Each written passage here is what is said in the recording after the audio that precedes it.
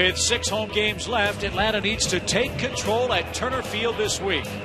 Home has been where the Braves have been most successful, and if they can finish up with the National League's best record, they'll have home field advantage during the playoffs. Turner Field's a great place to be in October. Atlanta hopes to keep winning and hopes to play a lot more games here at Turner Field.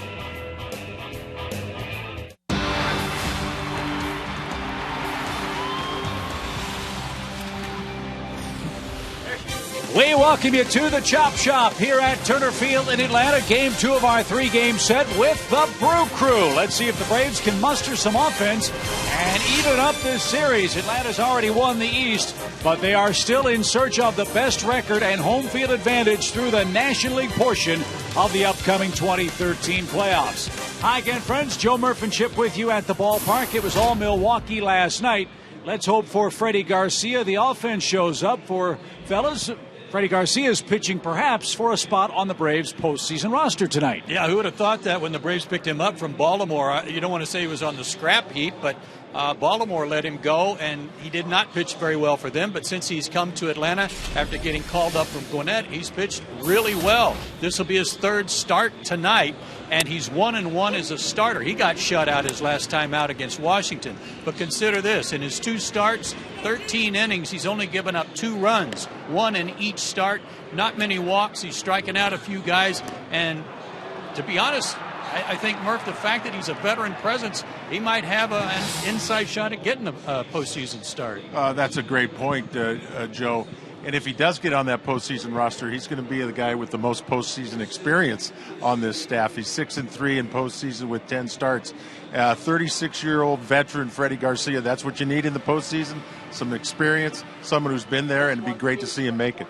Need some runs, too. The Milwaukee Brewers, believe it or not, have played the Braves 4 times this year. They've shut out Atlanta 3 times. Let's hope Atlanta can do some damage on Tyler Thornburg. He's the man. Yeah, he's the man who's got the ball for Milwaukee, and he's turned his professional season around here with the mighty Brew Crew. When we come back, Tom Hart will break down the rest of the National League slate. The Cardinals, the Reds, the Pirates, and yes, the Dodgers, all trying to chase down Atlanta for the best record in the league. That and more from Atlanta right after this.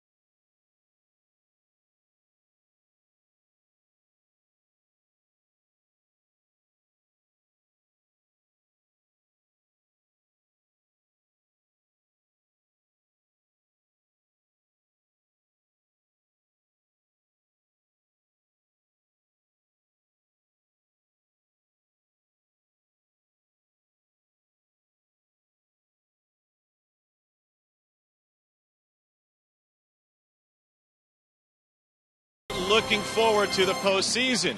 Welcome back to Turner Field. I'm Tom Hart. Time to check out who the Braves may be playing in the postseason, and still plenty to be determined throughout all of baseball. Let's take a look at the brackets if the postseason were to start today, focusing on the National League on the right side. And while home field advantage is huge for this Atlanta ball club, 29 games above 500 at Turner Field, what's perhaps more important is that #1 seed, which would draw you the wild card in the first series, in the division series. What's important about that?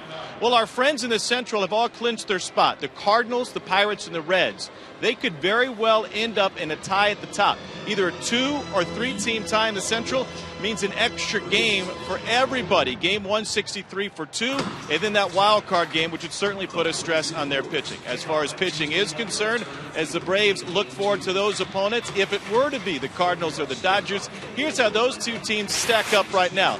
St. Louis only won 3 games in the 7-game series against the Braves. Their bullpen is a little bit of a mess right now. Edward Mujica has been put on the shelf until the season concludes, basically. But they still have a powerful offense and an MVP candidate in Yadier Molina.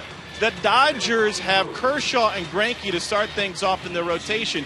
And tonight they'll welcome back their 4th outfielder for just the 2nd time this season, the other being on the 4th of July. All 4 of their major outfielders are healthy and playing together.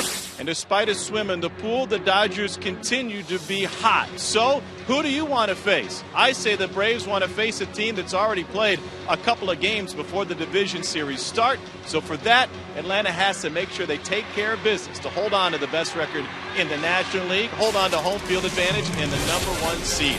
That could start tonight with veteran Freddie Garcia getting the call for Atlanta. He'll take the mound against the Brewers as Atlanta tries to find some offense. Chip, Joe, and Dale will have the call when we bring you back to Turner Field.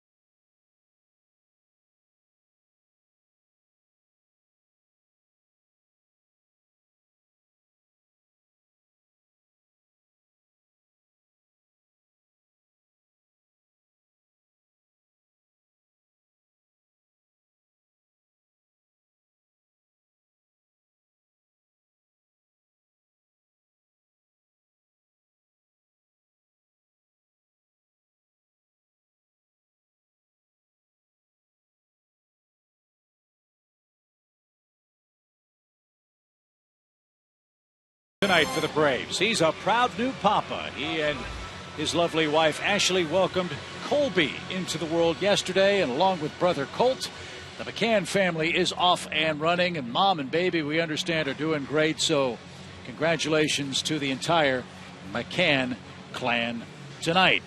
Let's see if Brian in the lineup will help the Braves offense get going. The Brewers had him stuck in neutral last night. No runs on 3 hits for the Braves, as Estrada knocked off Mike Minor in the opening game of this 3-game series. It is a cool night in Atlanta, cloudy night as well. The wind blowing across the diamond from right field toward the left field corner. It is a 66-degree evening. Forecast is for partly cloudy skies, not much rain, and the weather tomorrow and the rest of the homestand expected to be absolutely gorgeous. So we hope you'll come on out, support the Braves as they try to hang on to the top record in National League play this year. Freddie Garcia is ready to go. Here's the Brewers lineup he'll face. Norichika Aoki leads off in right field. Scooter Gennett bats and plays second. Jonathan Lucroy and Aramis Ramirez have hurt the Braves at the plate. Carlos Gomez homered here last night. He's in center. Caleb Gindle's their left fielder. Our old friend Juan Francisco starts at first base and bats seventh. Jeff Bianchi is the shortstop. Still no Gene Segura, who's hurt. And Tyler Thornburg, an Atlantan, gets the ball for Milwaukee. He's an incredible story and seeks his fourth win tonight. Freddie Garcia starts for the Braves for the third time. In his first two starts, he's 1-1 with an excellent ERA of 1.38. And take a look, 13 innings, 12 hits in those two starts, only one run in each of the starts, so 2 total, 3 walks, 9 strikeouts, no home runs. Odd as it may seem, Freddie Garcia may be pitching for a postseason spot on the rotation, maybe the fourth guy in the rotation, as well as he's been going. He's certainly not scared about that. He's done it before in the postseason. His 4 keys to success tonight: put a little on, take a little off. That's what's really been working for him, changing speeds and moving the ball around. And what a resurgence for a guy who really had a tough time in Baltimore to start the season, to think that he finds himself on a ball club right now that's going to the postseason, and he may be a big part of it. So let's see what he's got in store for the Brew Crew tonight. Norichika Aoki is the right fielder, and he'll get things started tonight. 7 homers, 34 RBIs for Aoki. He doubled and scored in last night's game. Garcia delivers a strike.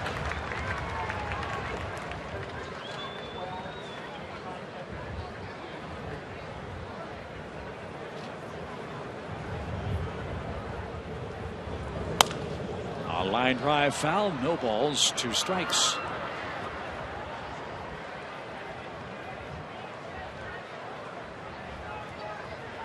Aoki had himself quite a homestand for the Brewers. Has 9 hits in his last 16 at bats.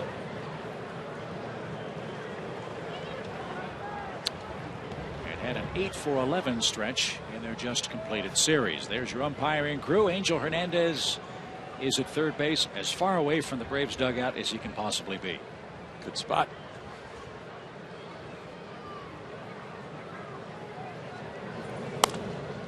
Pop fly foul. Aoki will see another pitch from Garcia. 1 ball, 2 strikes.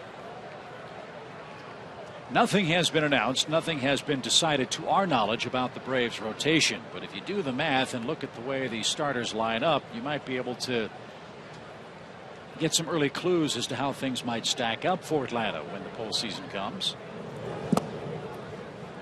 The Braves have Paul Maholm and Kyle Loesch here tomorrow. Then for the final 4 games against the Phillies, Hale, Medlin, Minor, Tehran.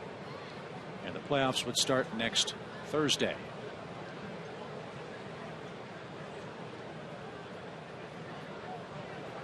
The only question is where they will start. 2 balls, 2 strikes. And Aoki pokes another one over the screen, foul. Chris Medlin's regular turn would come Thursday. So they are pushing him back, and that sets him up to be the game 1 starter with an extra day's rest.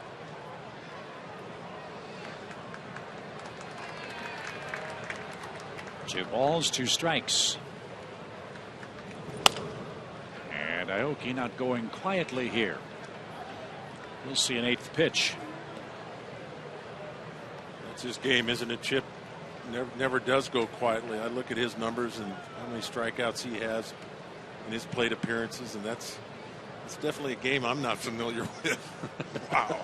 53 walks, only 40 strikeouts this year. An on pace percentage up around 36% for the Brewers.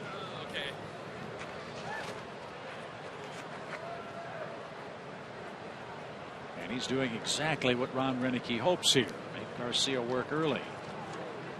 Aoki 572 at bats. And another one foul. He's fouled off everything he's got to. Sinker, breaking ball, high fastball. He's at the point where he just wants him to put it in play.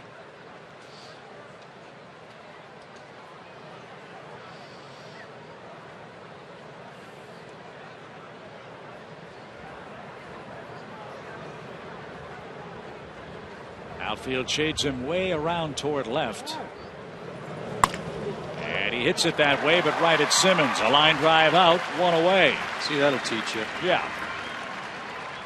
Hit one good, hit it fair, and hit it right at somebody. One out for Scooter Gennett. The Milwaukee second baseman having a good run at .321, 6 homers and 19 RBIs. Only Matt Carpenter of the Cardinals has a higher batting average since the 5th of August in National League play. Gennett's hitting .360 during that stretch. Made a heck of a play to end the game last night as well.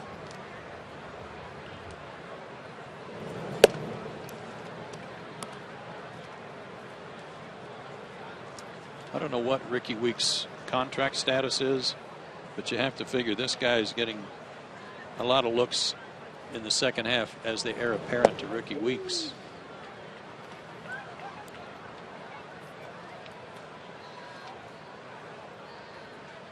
Disappointing year for Weeks, who's hurt for the Brewers. He signed through next year as Weeks, and a vesting option for 2015. Popped up left side, and the play is made by Elliott Johnson, who's got the start at the hot corner tonight. And there's the second out of the inning. Freddie Gonzalez rested a couple of his regulars last night. Freeman and Ugla, they're in there tonight. Chris Johnson gets the night off at third base. Brian McCann is back after his daughter's birth last night. Gaddis, Hayward, and Justin Upton might be your starting outfield come postseason time.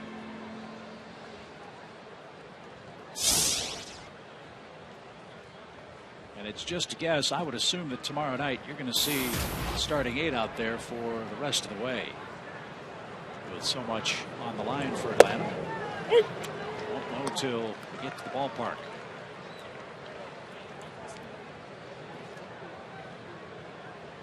This is Jonathan Lucroy, the Brewers catcher. Lucroy hit a long home run here last night, a 2-run shot that made it a 3-0 game.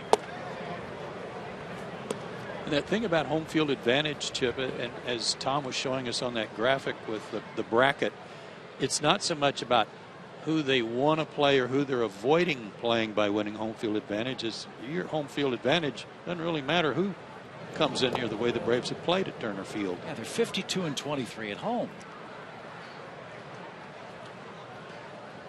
So that is in a season that is full of goals for Atlanta. Winning your division is one of them.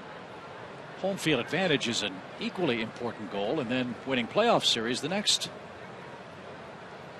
I think also as well the other factor is the relative lack of experience in postseason play. That home field advantage has got to be in just that much more important. Everything's going to be a little bit different even here at home once the playoffs start. I think that's going to be a different feel, and you can imagine what it's going to be like on the road. So it's huge in so many ways. Jonathan Lucroy walks with 2 out, and Braves killer Aramis Ramirez will be the batter with 1 on and 2 out.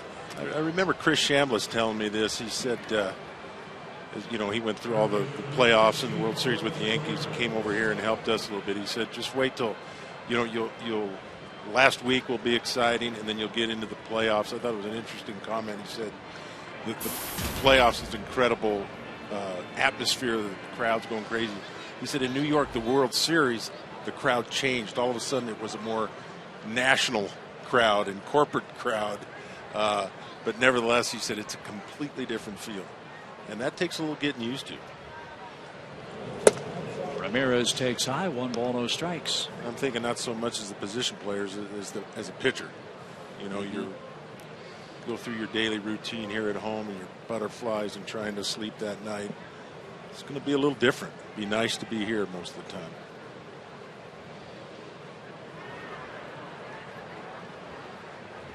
The 1-0 count. is lined over short. Ramirez another hit. And 2 are on with 2 out. Ramirez now 7 for 12 at the plate against Braves pitching.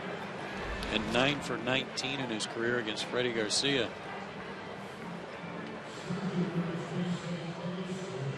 And Carlos Gomez will bat in the opening inning. He debuted with a bang last night. A long first inning home run. That was the offensive highlight. He struck out in his other 4 at bats. And was not happy about it. I was entertained last night, I got to say, by Gomez last night. Kind of fun. A tapper toward third. Elliott's got it, and the throw to first is in time. Garcia threw 21 pitches, 10 of those to Aoki. Brewers get a hit and a walk, but fail to score in the top of the first.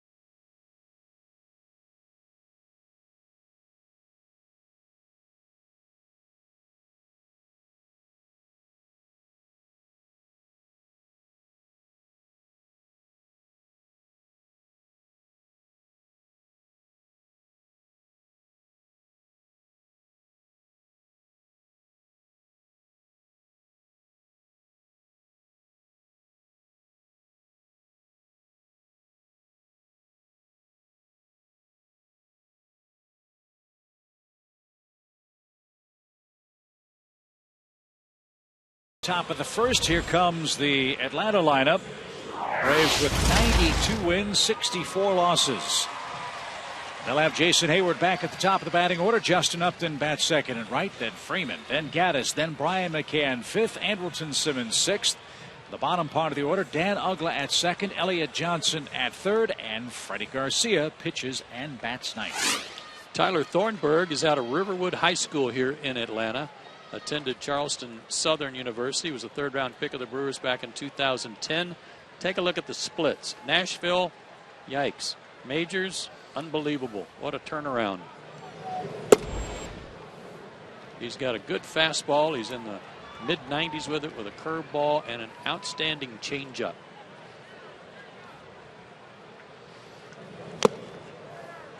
His 4 keys to success tonight, very Loesch-like. Kyle Loesch has been a big influence on this guy. You'll see Loesch locked in on the railing, probably watching him all night. And again, he's another pitcher for the Brewers with an excellent changeup.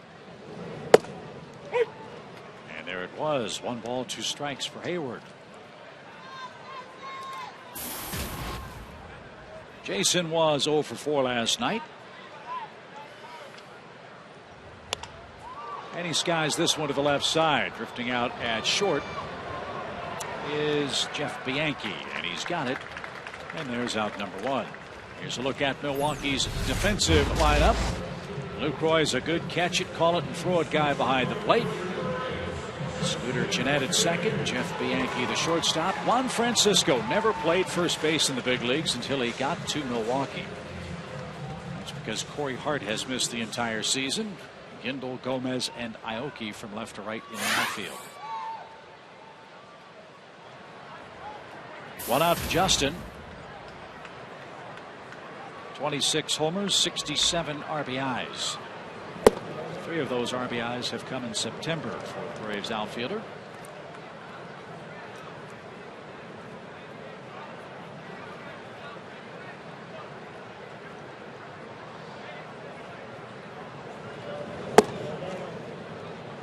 That's a little low. Ball 2. Justin's a big, strong guy, and I don't know if he even gets tired, but he might be due a day off in the next day or two. Not sure when his last one was, just to freshen him up.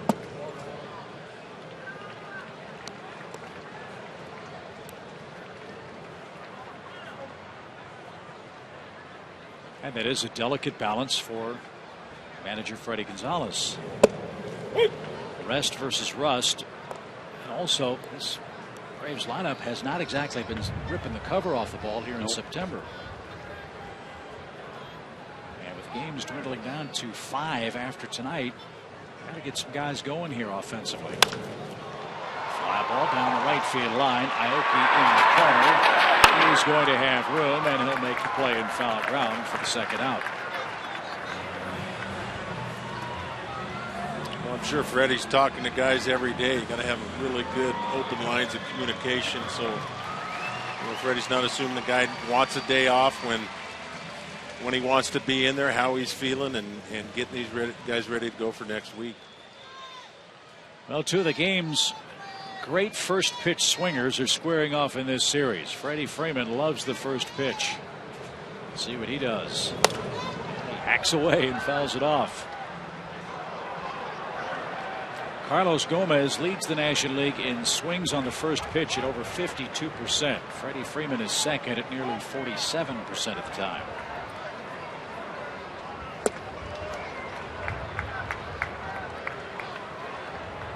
Both of those men swung at the first pitch here in the opening inning.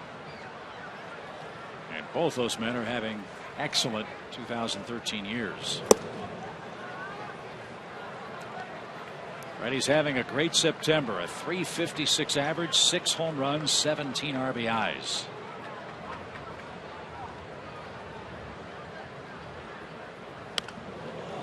Right off his knuckles into the seats. It's 1-2. I don't know if you guys remember a line drive foul ball last night that went into the Milwaukee dugout, but it looked like it hit the top railing, I mean the top of the roof, and bounced back onto the field. Did not happen that way. Changeup got Freeman over the outside corner, and Tyler Thornburg's first inning in Atlanta, a very impressive 1-2-3 frame. We head to the second. No score in Atlanta.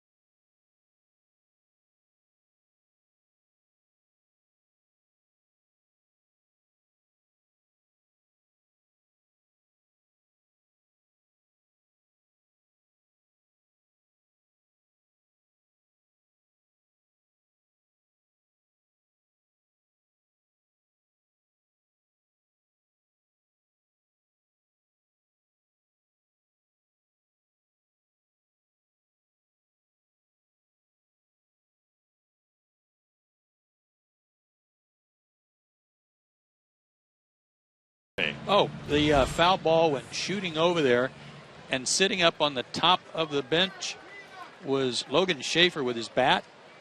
Ball came in. He bunted it out of the dugout on the fly to keep it from hitting some of his teammates. Really? Yeah. I said, thankfully he's a good bunter. If he'd foul tipped that, it'd have taken out about 4 guys. But how about that? It's a first that I've heard of.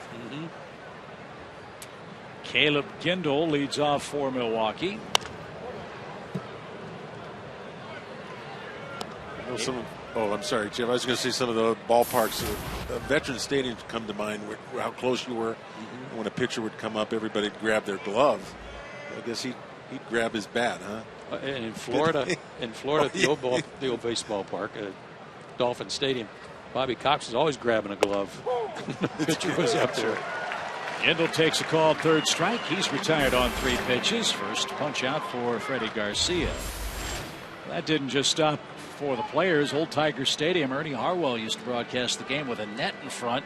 Before they had the net for the visitors, Dave Niehaus, our late great friend from the Mariners, used to broadcast with a baseball glove up there. For the left-hand hitters, it was said you were closer to home plate as a broadcaster than the pitcher was at Tiger Stadium. You were right on top of the plate.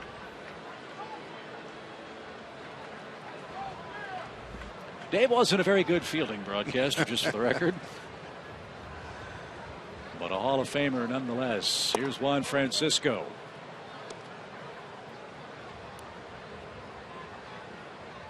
You can go upstairs on him, just stay out of the down and in area.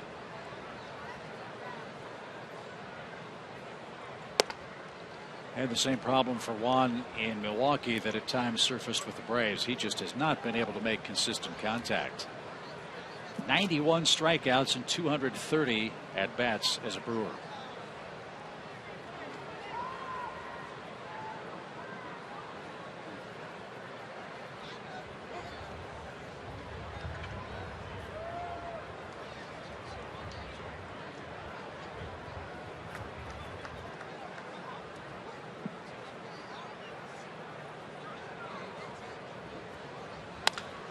Fly ball well hit towards center. Jason Hayward is on the warning track and he makes the catch. Juan made contact that time but flies out to center. 2 outs.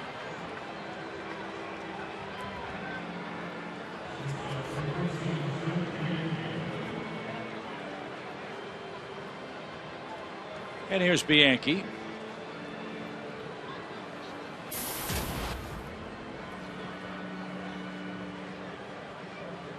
Getting the starts at shortstop because the sensational Gene Segura is still hurt. He's got some hamstring problems. Don't know if we'll see him in this series. And if we don't, that's fine by the Braves. But guys, that's a real shame for the Atlanta fans. He is an extremely talented young player. Outstanding. He may be the 2nd best shortstop in the National League. But the National League is loaded with good shortstops.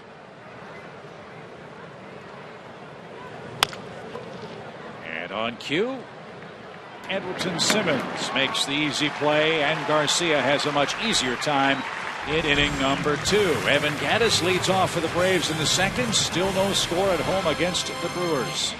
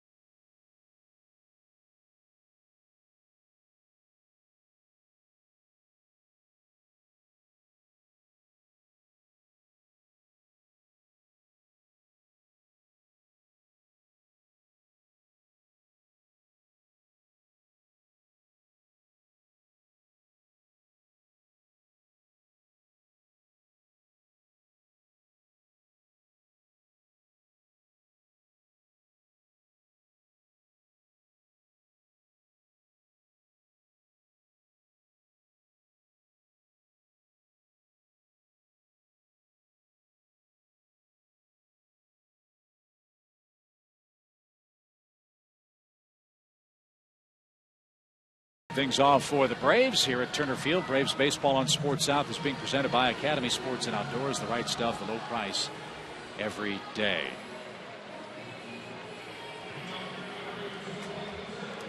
Braves are hoping to give this crowd something to cheer about the rest of regular season play and on into the postseason. And you can get your NLCS tickets online by registering at braves.com/postseason.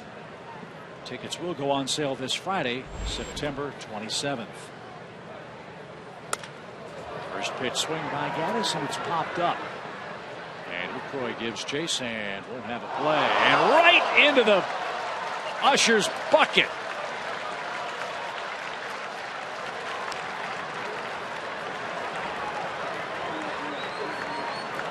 A splashdown pop up for Gaddis.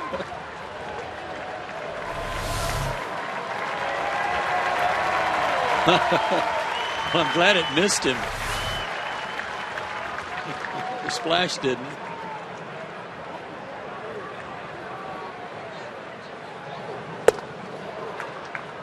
No balls, 2 strikes.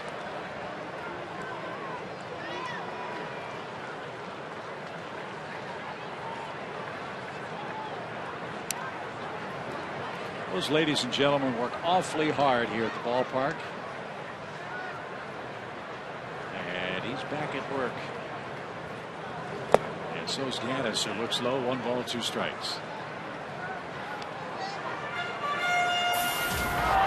20 homers, 59 RBIs for Gaddis. He's hit 5 homers in September.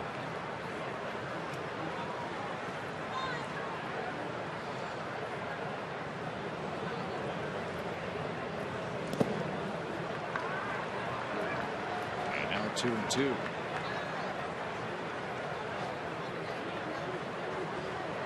Tyler Thornburg was 0-9 at AAA.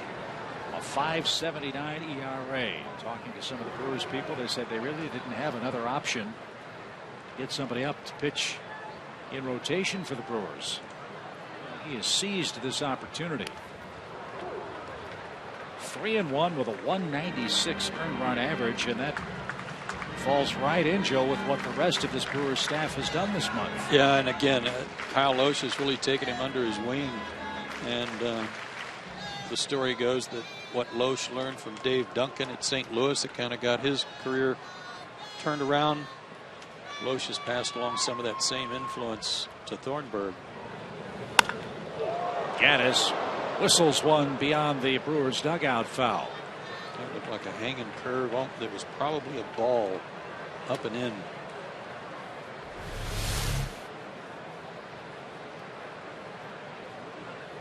Something off speed, yeah, something off speed up and in. Well, I'll tell you, one of the things a scout grades a hitter on is raw power. You know, just how far you can hit the ball. And Gaddis with a leadoff single. You know, whether you make contact or not, they just, you know, what kind of raw power is the guy capable of? And I mean, I've only seen Thornburg now for 4 hitters, but raw stuff right now, I like what I see. I mean, 94, he's hit 94. He's thrown some really good changeups, and like I say, it's only 4 hitters, but you kind of see that 0-9 record in AAA. I'm sure everybody saw, and they were limited with their options on who to choose, but pretty good raw stuff here. Fly ball to right off the bat of McCann. Aoki's got it, and Bryant is out number 1. Here's Andrelton Simmons, the Braves shortstop, having a fine year offensively. 17 home runs. That ties him with Jeff Blauser for the most by a Braves shortstop in a good stretch of time. And look at what he's done on our Home Depot tools from the dugout overall since the break. Same number of singles as he has extra base hits.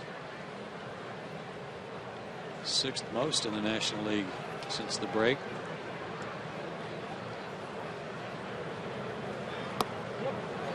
On that pitch, strike 1.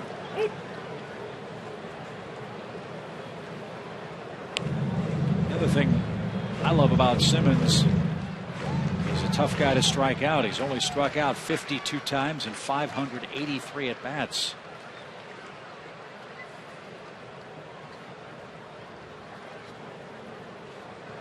say, Chip, 52. 52. Well, we talk about Aoki and marvel at those numbers, and this is his was 40, wasn't it?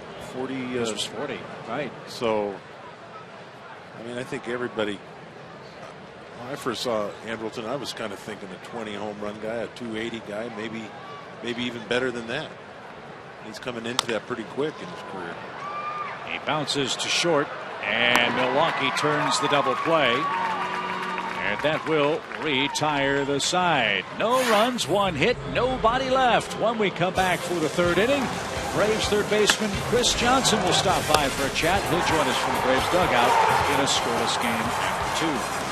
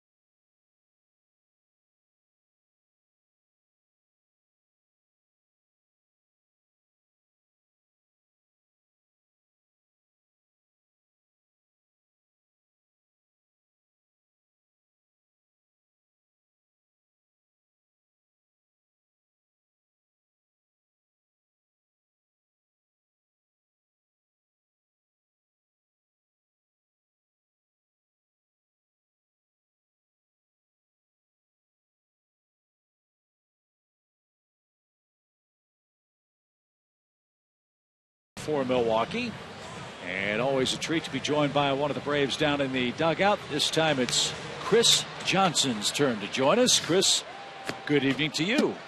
Hey guys, what's going on? It's unusual to see you over there.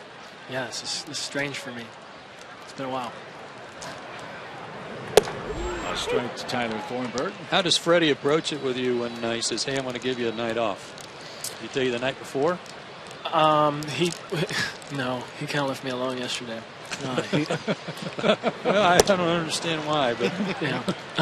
But yeah, I came in today, and because I like to be on the same routine. Really, I don't think I'd like to know the night before. So I was just coming in today, and he saw me as soon as I got in and said, "Hey, take the day," and so I did. So. How you feeling? Feel good. This late in the season. I feel good. I was telling a couple of the guys earlier that one of the reporters today asked me, if swinging the bat well and stuff like that helps me through the dog days of a baseball season. And I said, I don't think there are any dog days on a team like this, because we're playing for something and so late in the year. So it's been a fun year. It's been fast for me. I feel like the season's gone by pretty quick. So I'm excited to start the second season. You get the night off tonight. You know about Michael Kadire and your race for the batting title. We don't want to jinx it and talk about that. We'll let that roll on. But what a thrill it had to be in Chicago the other day when word spread that you guys won the East. Yeah, that was the best feeling I've had in a baseball uniform in my life. So that was the best day I've ever had. It was awesome. Celebrating with my teammates. I love every one of these guys, and it's been a really fun year. We've gone through some stuff. A lot of people may not know it just because we've played some pretty good baseball, but we have gone through some things, and guys have been down, and other guys have. Aoki rips one into the right field corner. He's thinking about a double, and he's going to get there with one man out. Yeah, so other people have stepped up, and we've had a good year, and it's been fun. Chris, a lot of people didn't know much about you before you came to Atlanta. We had this conversation in Chicago the other day about a scout saying to me, what changes has Chris Johnson made in his swing? What's the difference? And I told the scout, I said, I don't know. I didn't get to see Chris play that much, but can you put your finger on it, or do you have an explanation of what the goals were you set this year and how you've been able to accomplish them? Well, first of all, I think winning and being on a ball club like this has helped me out a lot, because I've been able to honestly just a lot of times forget about personal stuff and just go out and try to win the game. You know, I mean, guys, you get caught up in the winning aspect of the game, and, you know, last night even guys are asking me why, you know, I tried to bunt in that game. You know, we wanted to get some guys over and get some runs in. So I think that's helped me out tremendously. And, you know, it's a great group of guys. For me, I just realized this year what kind of hitter I think I want to be. I want to be an all-around good hitter. I want to have good at-bats, you know, night in and night out. And that's really helped me out, and finding an approach and going about it that way. A strike to Scooter Jeanette. Now, you said just a moment ago that Freddie was going to kind of leave you alone last night. You weren't a very happy lad after your 0 for 4, were you? I'm never happy. I mean, first off, we lost. So I mean, right. if we would have won the game, it's a lot easier to shake off when you struggle, and but when you lose the game, it's and then you throw an 0 for 4 on top of it. You know, it's you know, the worst of both. So you know, we struggled last night, and you know, I just wanted to you know, go home and try to brush it off and come back in here today, and you know, that's the kind of the way I like to go about it. So it was nice. He came up to me today and said, "Hey, enjoy your day off," and I'll do that, and then we'll.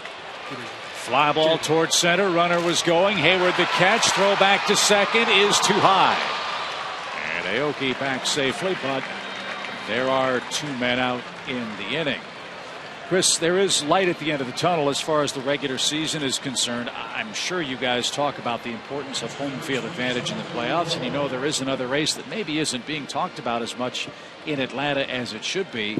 A potential Game 5 or Game 7 here in Atlanta would be a huge advantage for your club, right? Absolutely. Not only, you know, for our fans, we want to do it for our fans, but the fact that, you know, this season we've played really well at home. So, you know, it's always good to go home into your own bed and come to your own park and be on your same routine, and we know that it'd be a big advantage for us. So you know, that's why we're out here trying to finish these games off and win that race too. We know that race isn't over. We celebrated, you know, winning the division, but you know, we've all decided that that's what we want to do, and so hopefully we can string some wins together and take care of that. A strike to Jonathan Lucroy. One of the things, Chris, that's so hard to do for any major league player, I don't care how good you are, is to have a consistent approach and swing all year long. And really beginning in spring training, you've had a plan, you've had a swing that you haven't wavered from, I don't think, one at bat all year long, and it's really worked for you. That's not easy to do.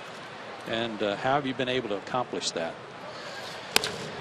Well, I got good coaches, first of all. Line drive left field by Lucroy. Aoki's going to try to score. The throw's going to be cut off, and the throw back to first is not in time. Jonathan Lucroy brings home Aoki to make it 1-0 Milwaukee in the third. Sorry, Chris. No, it's all right. First of all, our coaching staff has been great with me. You guys know me. You know, I'm pretty intense during the game, and I kind of. You know, I go all out, and if things don't go my way, sometimes I get a little frustrated. But they've been able to, you know, help me out and help me stay with my approach. You know, every single day we talk about the same things. We talk about getting my pitch in every at bat and putting my swing on it. And so it's worked out for me this year, and I've been able to stay consistent. That's the one thing that talking to our hitting coaches with Walk and Fletch is when I first got here, they asked me what I wanted to do and what I wanted to be better at, and I told them that I wanted to be consistent. So, and I think that's the biggest thing when you see these guys who put up all these gaudy numbers is the fact that they do it every single night. So that's something I wanted to do. I wanted to try to get better at, and that's one thing I was able to accomplish this year. We just had some numbers flash up on the screen. You can't see them, and they're really amazing. Of your hits this year, 53 to left field, 61 to center field, and 49 to right field. I mean, how much more consistent can you be at this level than that? That's amazing. Yeah, when I was in Houston, when I first got called up, I was a teammate with Lance Berkman, and he told me 2 things. One, you can't hit 300 without using the whole field, and you can't hit 300 without using the whole bat. So, you know, you got to be able to stay inside baseballs. You got to be able to use the whole field. You know, if sometimes you're going to get a tough pitcher. Sometimes the guy's going to run some sinkers in on your hands or nasty sliders. You got to be able to go to right and go to right when you need to, go to center or pull it when you need to. So that's one thing I've been pretty good at, and hopefully I can continue to get better at it. No balls, 2 strikes. The count here to Aramis Ramirez. Milwaukee has scored first, and Garcia gets the strikeout. Well, from one CJ to another, it's been a great year back-to-back for Braves third baseman. Chris, thanks for the visit. Continued success, and let's get home field advantage here in the final week of the season. All right, guys. Thanks for having me. That's Chris Johnson, second in the National League in hitting this year for the Braves. Figure he'll be back in the lineup tomorrow night.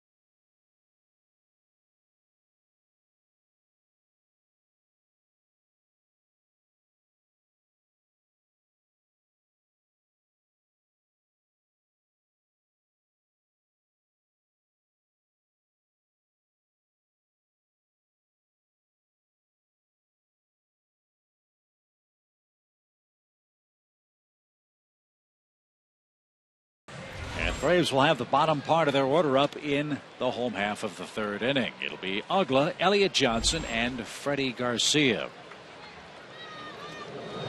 Those kids and their toys when they come to the ballpark. Got to play with their electronics. Can't pay attention to the game. 1 ball, 2 strikes. And Ugla shoots one deep short. Nice pick by Bianchi. Long throw will be late. Infield hit for Dan Ugla. I told you guys before the ball game, I hope Dan plays every game the rest of the way in an effort to get him going. Got to get him hot for the postseason. Maybe this is a start. Big breaking ball, and he stayed on it.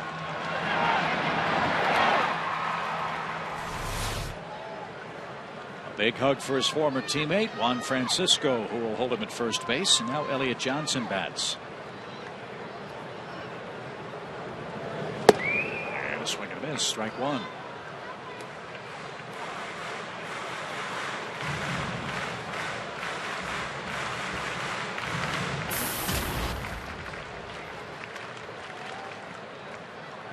Elliott's work with the Braves has his overall batting average over 200 this year.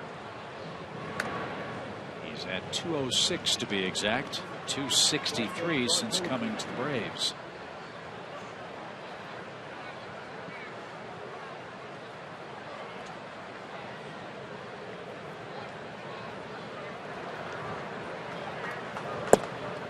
I would think, Joe, that Elliott's versatility would be a huge potential weapon for Freddie Gonzalez for the playoff roster.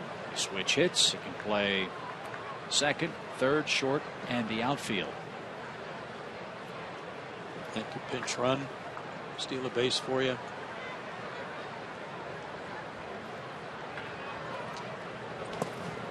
Luke Roy, a nice stop. 1 ball, 2 strikes. I think for the infielders, how many backup infielders will be dictated by how many backup outfielders there are. And if Gaddis, Hayward, and Justin Upton are going to be your 3 regular outfielders, and since Gaddis can catch. Bouncing ball again towards short. And he makes the peg, and that's the second double play in as many innings for Atlanta. 2 out. There's obviously going to be a need for a defensive replacement if the Braves have the lead and Gaddis is playing left field late in the ball game. So you're going to need at least 1 extra outfielder, and there may be a need for 2. That's the jigsaw puzzle that takes place when you're trying to put together a postseason roster. And in talking with Freddie yesterday, he said that some of those preliminary discussions are already underway with Frank Wren, his coaches, as to how to shape up the Braves roster. Excuse me, Jim, from the outside looking in, a team that clinches with a week to go or so and has had, I think, no less than at least an 8-game lead for so long, you would think there would be no questions. There's some major decisions going on that are going to be very interesting to watch, see how things play out here for the roster. And let's not forget how big a role injuries have played, not just for the pitching staff, which has been well documented, but for this Braves bench. The season-ending losses of Tyler Pasternaky and Ramiro Pena are very, very big injuries for this team. So we'll see how it shapes out here in the next week. It's not just it's not even just the injuries that the Braves have sustained over the season that they've been able to replace. It's the guys right now that are hurt or lame that are affecting things. And that includes Reed Johnson and, of course, Jason Hayward able to come back already. That's a big boost. But the 2 lefties in the bullpen who have struggled down the stretch, it's not a pat team. And Garcia takes a called 3rd strike. And that ends the Atlanta 3rd. On we go to the 4th. Milwaukee 1, Atlanta nothing.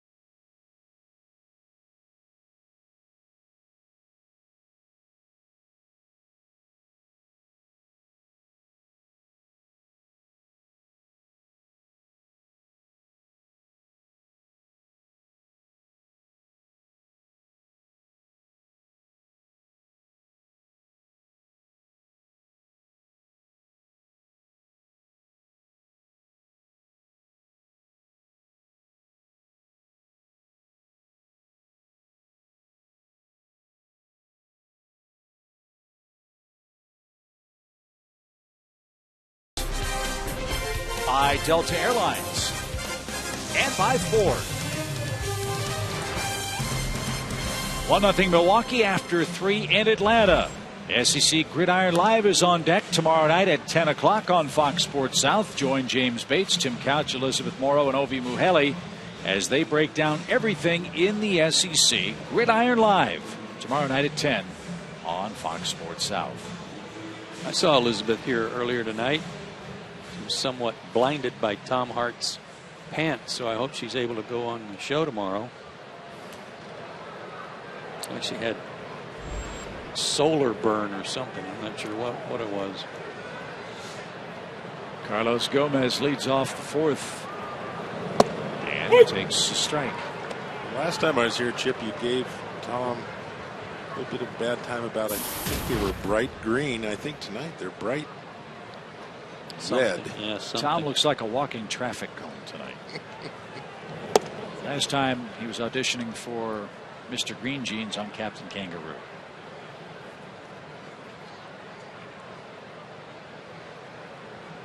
But he wears them well.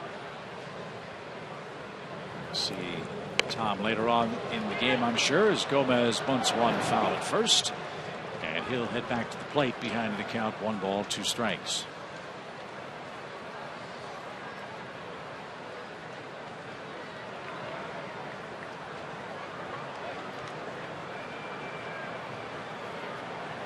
Oh, yeah, there they are. Had to break out a wide angle lens, but there they are.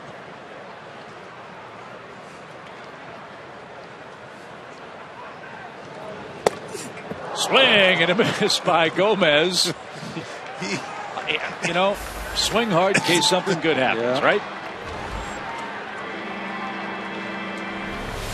Man, it is never a dull moment with this kid. Used to do that once in a while. It's either his bat or his helmet or he hits a home run. Something goes flying. He's been doing a lot of sliding on that front foot too, and he comes up on his heel. That thing doesn't dig in very well. He's struck out 5 times in the series so far, but he also has a homer. Here's Gindel. Caleb took a called 3rd strike in the top of the 2nd inning.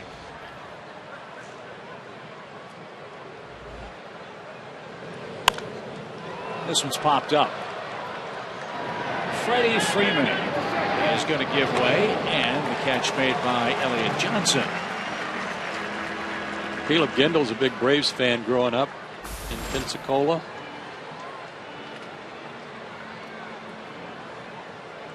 Talked to him a little bit before the ball game, and he was talking about always watching the Braves on TV and how much he loved them. He didn't drop the old hey, I used to watch you when I was a kid. Oh, no. The broadcaster for the Brewers dropped that one on me. Brian Anderson. Told me to come meet him. This guy's been watching you since he was a little boy. 2 outs for Francisco. He flied to center. Nice running catch made by Hayward. And Freddie Garcia jumps ahead of him. My favorite story of what I got to tell someone that was I was in 5th and 6th grade. I'm from Portland, Oregon. In 5th and 6th grade, I was in the Bay Area and went to Giants games and went to Oakland games and whenever I could. And I'm sitting out there during BP, and the Oakland's playing Boston. I think I got this right. And I'm just out there, and a guy looks up and goes, "Hey, kid, want a ball?" I go, "Yeah." It was Sparky Lyle. Oh, no kidding. So I go, my first spring training, you know, that was in the 60s sometime. My first spring training, he was with Texas that time. He was the first guy I ever went up to. Hey, I wanted to tell you when I was a kid. How'd that go? He said, "Get out of here. I don't want to hear that." But he started laughing. It was great. Every time I saw him since then, I'd go up to him. I'd go, "Hey, thanks for that ball you gave me when I was in 6th grade. It was a lot of fun." 1 ball, 2 strikes for Francisco. Oh, and that's over the inside corner. Garcia has a couple of strikeouts in the 4th inning, 5 in total in the game. And now the top of the order will try to get things going for the Braves. Hayward, Upton, and Freeman lead our Delta Airlines on deck trio in a 1-0 game after 3.5.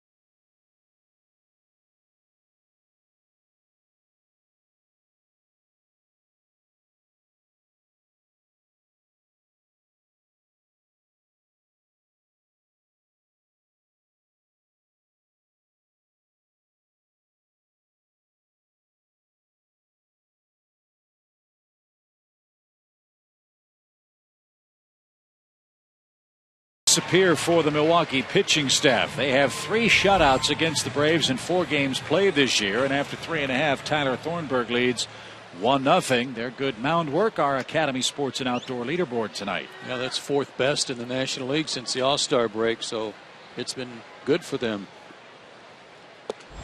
as they were saying before the game. And you talked about it before the game last night, Chip. They had 1 bad month. They played about 500 ball other than May when they went 5-22. 6-22. Thanks, Dave. 1 strike to Hayward. Now 2 strikes to Jason Hayward, who popped out short his first time up.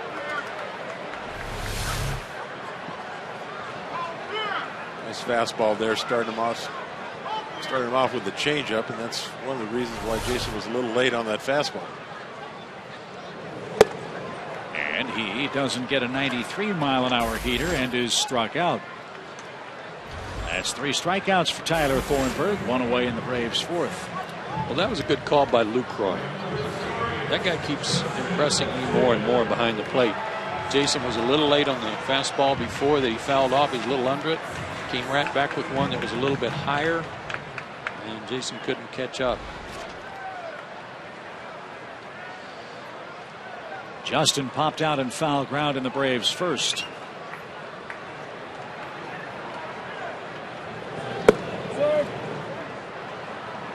Well, he's got a good combination. You mentioned Loesch is working with him, and he's got a good veteran, smart catcher in Lucroy to help him kind of harness this good raw stuff that he has. Good pitching coach, too, and Rick Kranitz. 1 ball, 1 strike. Yeah, Rick Kranitz had Kerry Wood, Mark Pryor, and Carlos Zambrano in the minor leagues for the Cubs years ago.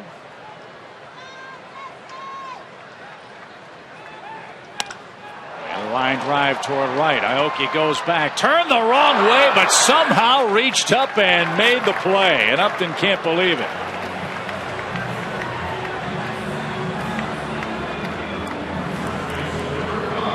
That was a rocket, too.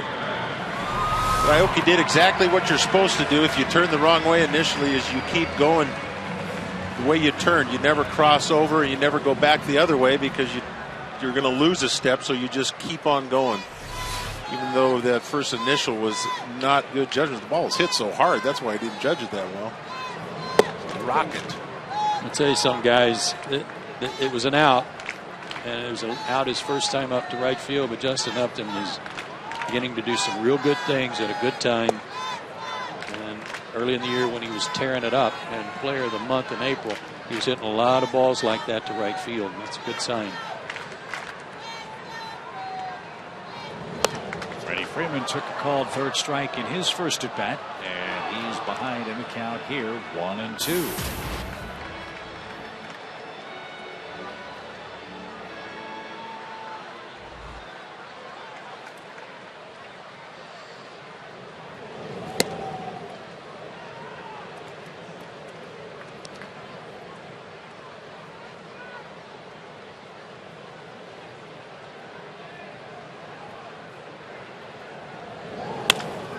In the air to center, and Freeman's aboard with a 2-out hit. Change up. Brady stayed on it.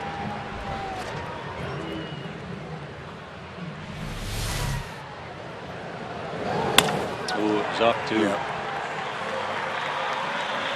Changeup up and away. He hits it to left. That ball's anywhere else. Nice still head down on the ball. It throws it anywhere over the plate. Probably a home run. Evan Gattis picked up the first Braves hit. That led off the second. He was erased on a double play ball.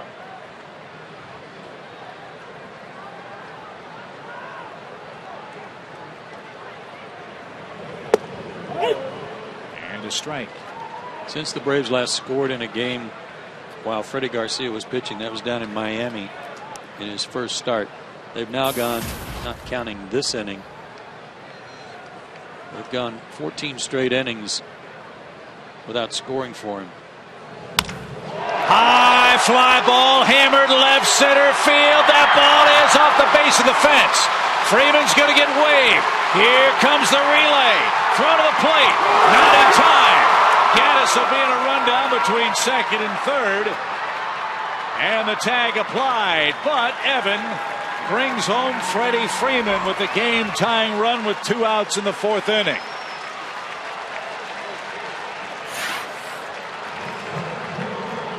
I thought he hit this out, guys, a little bit off the end of the bat, but I thought he hit it out. I think the outfielders thought it was going out, too, the way they played it.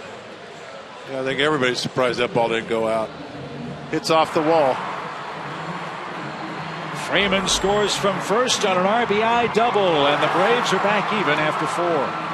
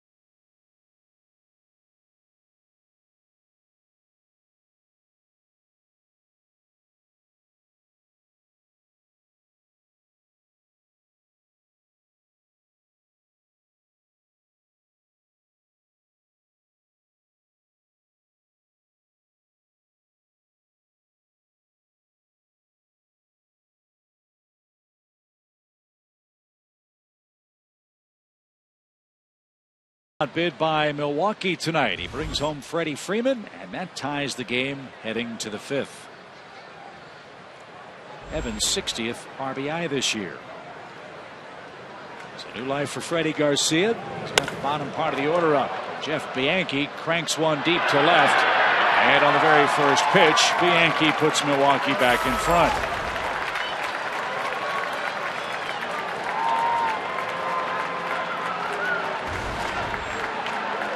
First home run for Jeff Bianchi this year. Well, he'll be happy the fans threw it back on the field. He may well get the silent treatment on his first homer of the year. Hanging off-speed pitch.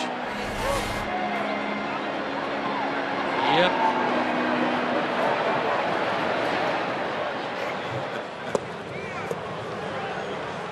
Always cracks me up.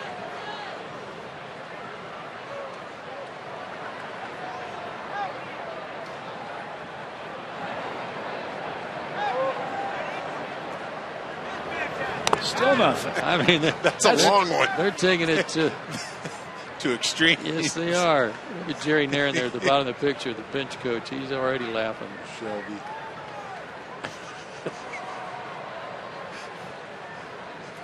There we go. And Tyler Thornburg with a 1-run lead strikes out. That's the first down of the inning. 6 strikeouts for Garcia tonight.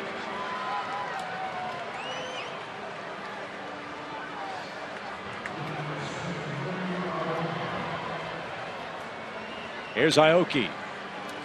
A 10-pitch at bat in the first inning before he lined out short. He doubled and scored ahead of Jonathan Lucroy's 3rd inning hit.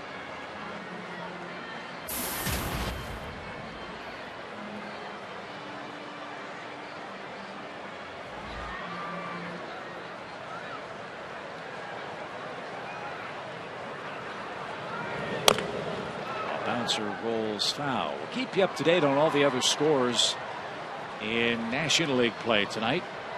So many big races to talk about. not as to who's going to be in postseason play in our league. That's been decided. Both the Pirates and Reds are in. The only question is Pittsburgh, Cincinnati, and St. Louis. What position will they occupy, and who will host the one-game playoff game? Right now, the St. Louis Cardinals have a 2-game lead over the Reds and Pirates. And Cincinnati hosts Pittsburgh for the final games of regular season play at the Great American Ballpark. Since he is losing tonight. Back to the mound. Aoki serves it to Freddie Garcia. That's out number 2. The Braves hope for some help from the Washington Nationals tonight. Washington was officially eliminated from postseason play yesterday. And Davey Johnson said that the reality of Washington not going to the playoffs hit his club like a ton of bricks today. However, he said the Nationals will be in spoiler mode. He's going to play his regular lineup tonight against the Cardinals. But you've got to play the schedule. You've got to be you've got to maintain that integrity for the rest of the teams that are involved. You can't just shut it down. A liner by Scooter Gennett over third, and he's aboard with a 2-out base hit. So he's 1 for 3. Garcia's made a few more mistakes tonight with his off-speed pitch than he made in his first 2 starts, and the Brewers have capitalized. Like this kid's swing. Nice flat swing. Him and Aoki. Tough 1-2 combination right at the top. Be interesting to follow his young career. I like the way he plays.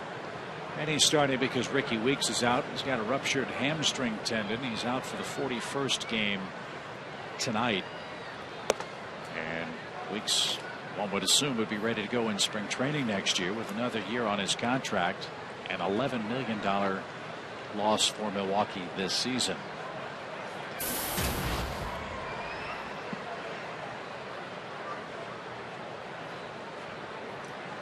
LaCroix on 2 more times against the Braves. He wears out Atlanta pitching. And he hits this ball hard to center. Hayward going back onto the warning track. Reaches up and slams into the fence. First time Hayward's had heavy contact with the wall since coming back. And looks no worse for wear after LaCroix's drive to straightaway center is caught.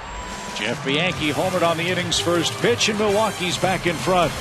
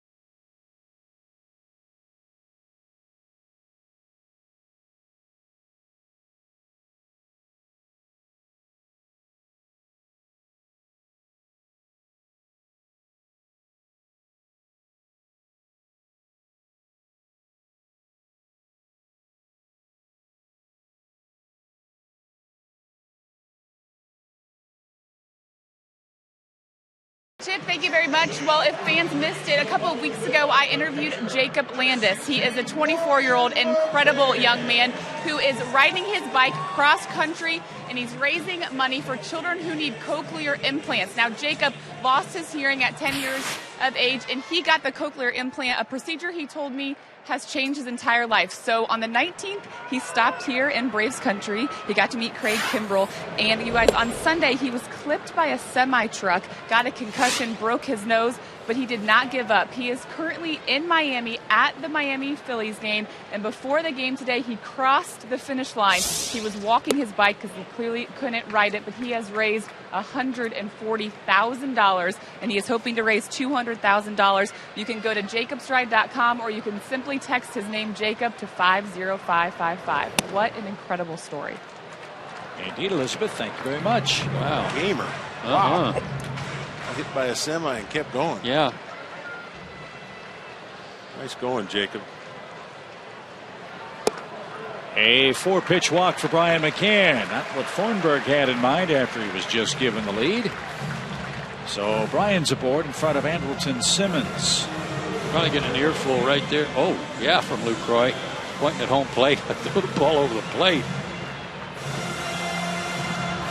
Donovan Lucroy from Lafayette, Louisiana. Andrelton was doubled up in the second inning. 2-1 Brew Crew.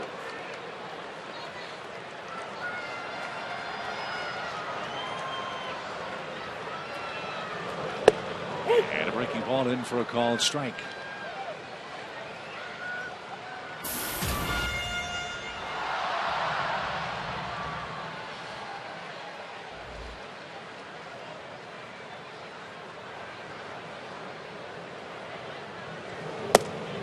At the knees with a fastball. And after an earful from the veteran catcher, he comes back with 2 strikes.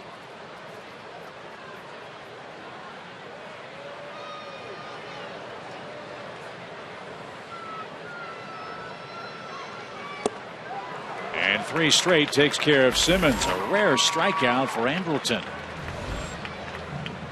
1 on, 1 out for Dan Uggla. Dan reached on an infield hit.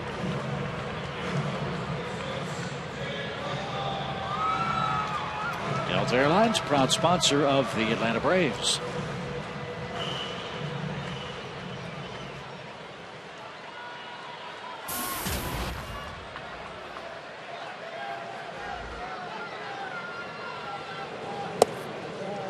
Low and in, 1 ball, no strikes.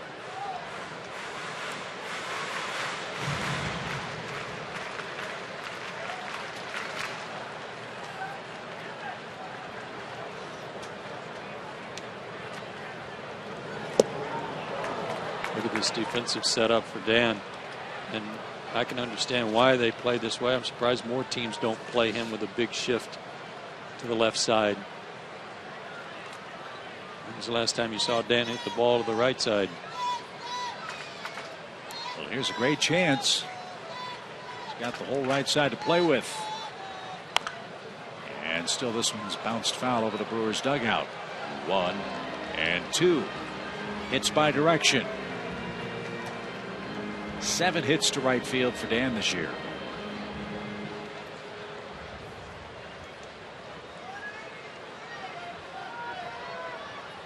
I think the frustrating thing is that Dan can do that. He can go the other way. I've seen him do it. I think it was last spring training. He seemed to be working on it. Yes, he did. And he did it. He did it and kept it going for a while and has just gotten out of using the whole field. I think it was a great interview with Chris Johnson. And who was it that gave him that advice with Houston? Berkman. Can't hit 300 unless you use the whole field and the whole bat. I love that. That is a great way to say it. Well, to me, and I've wondered this for a large part of the season about Dan going to right field. If you stay on the ball a little longer and you keep your hands inside the baseball and try to hit the ball to right field, all of a sudden you'll find out you're getting some pitches in inner half to hit that you can still turn on. Yeah, it's not so much that. I mean, it's good to hit the ball to right field. It's more of your approach. If you're thinking that way, it keeps your weight back. It keeps your hips closed. It keeps your hands inside, and then you're exactly right, Joe. When you start getting a ball in, well, you just react to it. It's just an approach. And Chris Johnson this year is the epitome of the perfect approach. Dan swings and misses and is the second out. Back-to-back strikeouts after the leadoff walk. And now the faded inning rests in the at-bat of Elliott Johnson. But after the walk, he just started rearing back. Good fastballs. Remember, this is a man who was 0-9 at AAA. But the story goes that he was just, even when he got called up last year, he didn't have a lot of success in a few games last year, that he was trying to blow everybody away with his fastball, and he was getting lit up. And the same probably applied in AAA this year, that he just thought he could live on his fastball, and got up here and got some good advice from some veterans who said, you know, you've got a good changeup, good curveball, use them. You got to pitch. Got to pitch. Well, he struck Jason Hayward out last time with a changeup and then 2 fastballs. And he started Elliott Johnson here with a changeup, which shows that, you know, he's got the 8th place hitter in the lineup. He's not just going out there throwing. Him and Lucroy are thinking about this. And another, I think that was a change. Yeah, it was. I mean, you throw a 93, 94 with a decent change. Wow. And if you're thinking about it, how to use it. It looks like he's starting to figure it out. Well, he was 21-10 in the minor leagues before this season. So that may be working, blowing guys away in the lower minors, but the higher he got, all of a sudden some things started catching up to him, and he did have to start pitching. And he is tonight. There's Kyle Loesch, who we'll see tomorrow night. And Elliott Johnson didn't get the fastball up at the letters. Thornburg walked the leadoff man, then struck out the next 3 Atlanta hitters. He enjoys a 2-1 lead back home in Atlanta.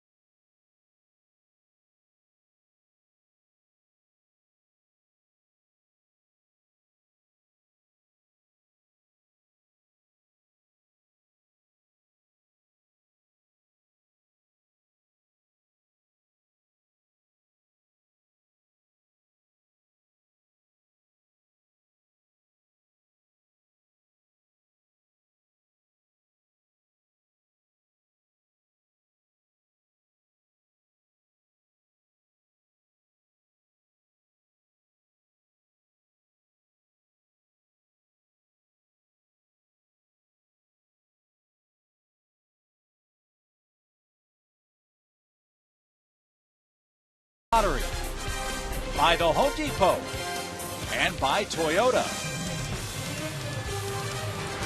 We head to the 6th. It's 2-1 Milwaukee. And guys, it's trivia time. Let's check it out. Tonight's trivia question, as always, presented by AT Uverse. Name the only current National League player with more extra base hits since 2001 than the Brewers' Aramis Ramirez. The last 12 years, who has more extra base hits in the National League than Ramirez?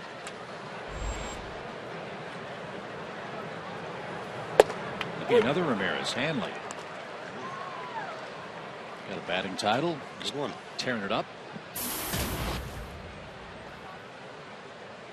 Todd Helton. Yeah, that's a good call.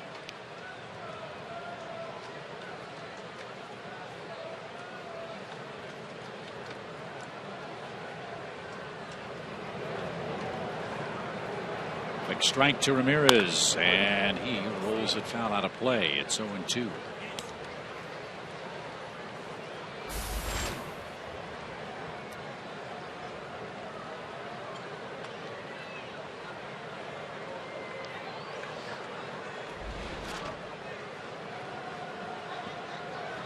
This man's had a good major league career. Over 2,000 hits. On some real good Cubs teams.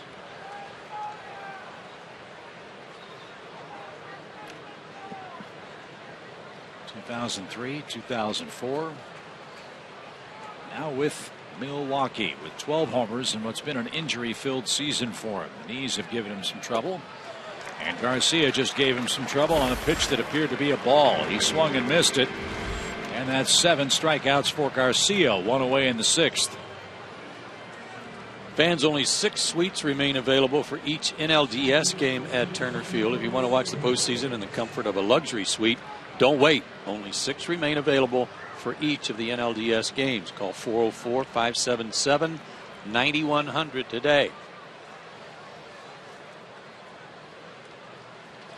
Here's Gomez.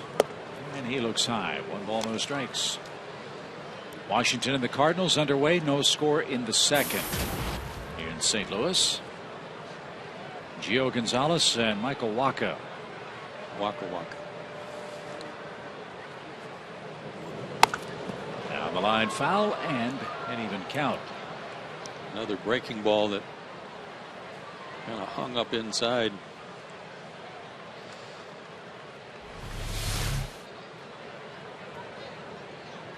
He almost falls down.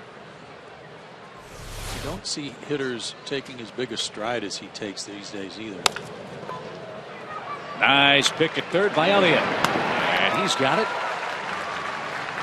Gomez is out number 2. Guys these days are kind of spreading out and sometimes not even taking a stride. Well, watch what Gomez does. He'll bring his foot back almost next to his back foot, and then look how far he goes out. I mean, that's a lot of movement. Might be a little too much, but personally, I'm not in favor of the little to no strides.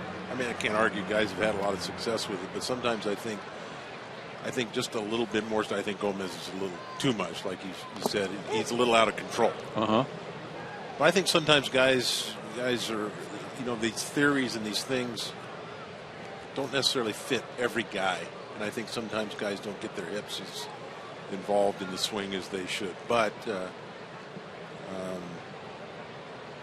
I can see the problem. I think I go over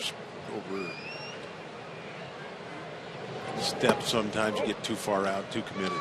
Well, think about Chipper. Yeah. Chipper had his toe tap, and he didn't take a long stride. His front foot came back, and went back out in a stride, but it was very short. Good timing mechanism for him. Fly ball to right by Gindel and right at Upton. 1-2-3 inning for Freddie Garcia. He'll try to help his own cause in the bottom of the inning. Down a run.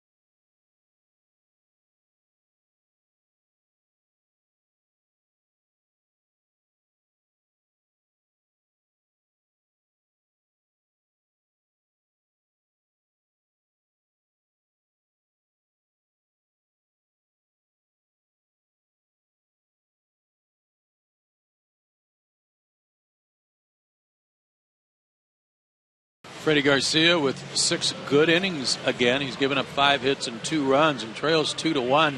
Tyler Thornburg's been just a little bit better. He's issued a walk, struck out 6, had a good fastball and changeup. Evan Gaddis's double off the left center field wall plated Freddie Freeman for the Braves' only run, and Jeff Bianchi cranked up his first homer of the year for the difference right now.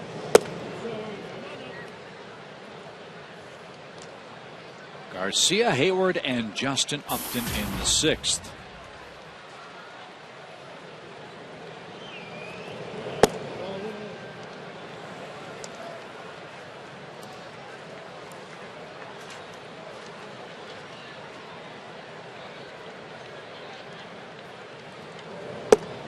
In case you wondered, 6 strikeouts is Thornburg's career high.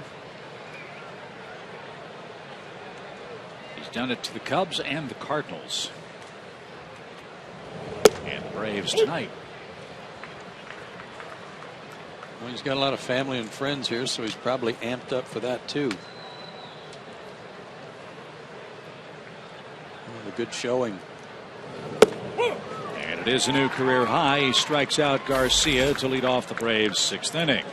All year long, Braves baseball on Sports South is being presented by Academy Sports and Outdoors. The right stuff, the low price, every day. And he struck out 4 in a row as Tyler Thornburg. And we go back to the top and Jason Hayward.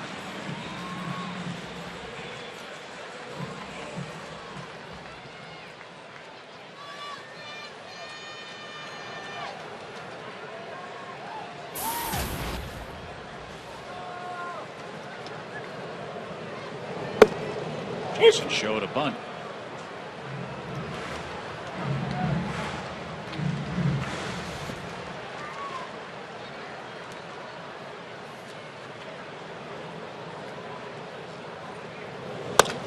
Ground ball up the middle. That's going to scoot through for a hit. And Hayward stumbled and scampers back to first with a 1-out single.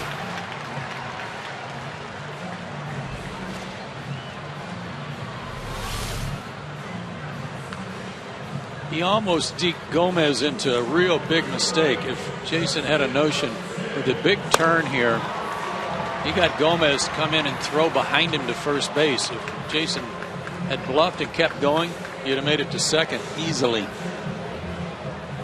Just a hesitation and then keep going. He'd have suckered Gomez right into it. Well, I think it goes to a little bit of his. Last night we talked about him being a little reckless. I mean, that's a ball there. You know, it's a single. Give him a single. Don't try to throw an off balance. There's a good chance you throw that into the dugout. Don't want to do that.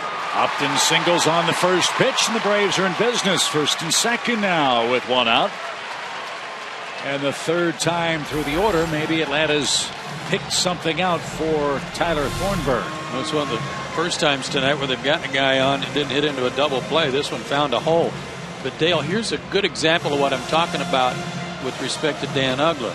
Twice tonight, Justin's hit the ball hard the other way. Okay, he gets a pitch he can pull. He can still turn on the ball, even though he might still be thinking middle away. You're always quicker than you think you are. Yeah. But that theory of hitting, I think, is right on, Joe. You look the other way and you react in. And if you get jammed once in a while looking away, it's okay. Yeah. That means you're on the ball a little bit. First pitch swing by Freeman. It's into center field. It's going to drop, and it gets by Gomez. Here comes Hayward. He's going to score. Upton now caught in a rundown between 2nd and 3rd.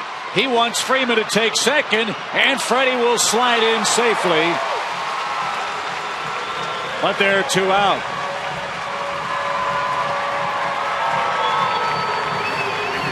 Freeman with an RBI hit advances to 2nd after Upton took too big a turnaround 2nd. It's a good read by Jason Hayward on the base hit. But again, 2nd time tonight, Braves base runner has been caught between 2nd and 3rd unnecessarily. Yeah, unnecessarily. I think that's the key. I think sometimes you got to draw throws, but there's no play at home. You can't get to 3rd on that one. Justin got caught off. It's too bad. We could have kept this thing going a little bit. It's a single, an RBI. The putout goes 8-5. And Freeman takes second on the throw and subsequent rundown. So Atlanta's tied the game 2-2. 3 consecutive hits in the inning. And Gaddis, with a 2-for-2 night, digs in against Thornburg.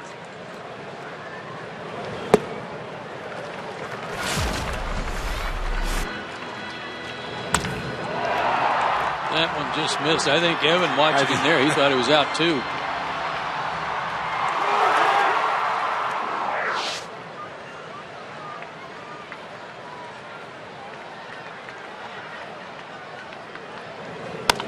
Line down the left field line and just foul.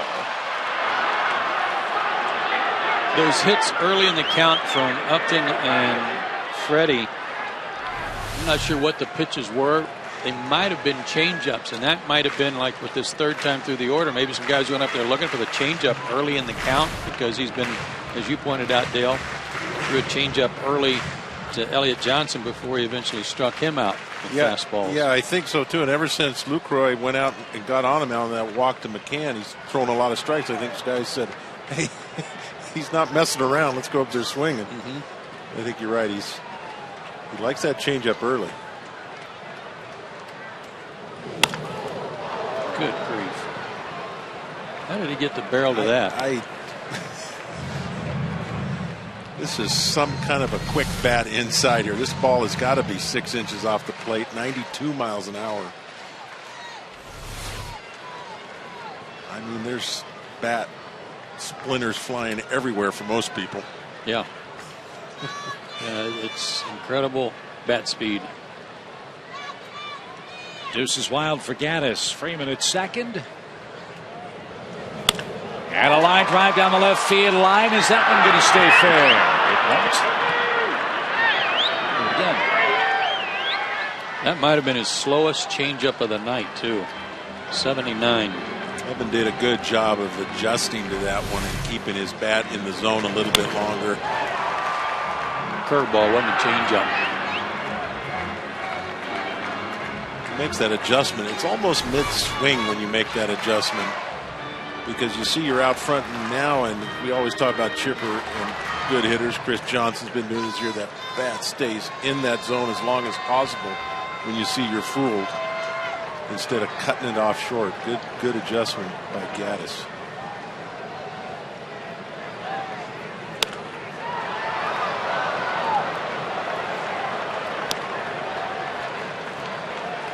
He's got this breaking ball in the 70s. His changeup is in the low 80s. Levin's got him figured out.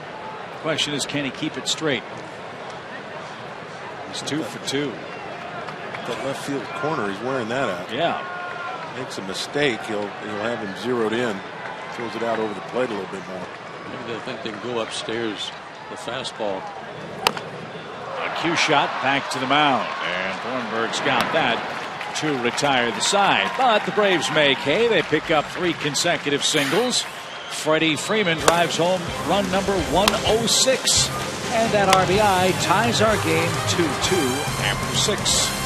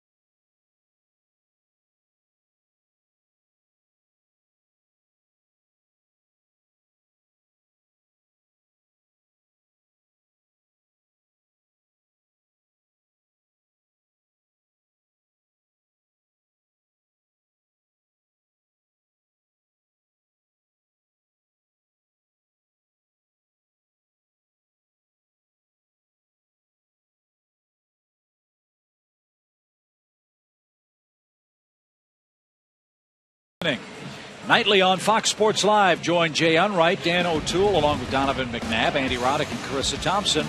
They'll bring you all the scores, news, and highlights you need. Many of you have seen our special preview of Fox Sports Live right here on Sports South at 11 o'clock. That special preview ends this Friday, so you can only see Fox Sports Live on Fox Sports 1 starting next week. It's a new life for Freddie Garcia. He'll have Francisco Bianchi and then the pitcher spot for Milwaukee.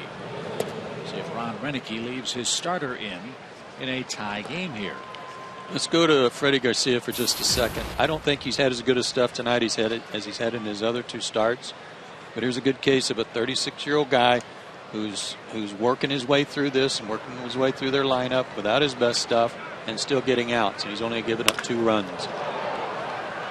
Hold it off the bat of Juan Francisco, leads off the 7th inning. Juan's 1 for 3 tonight. That's the age-old question, is it not, guys, when it comes to the playoffs? Talent versus experience. I'd love to have both, but the only way to get experience is to have talent, right? And Freddie Garcia, as you said, should he make the postseason roster, would be the most experienced Braves pitcher come playoff time.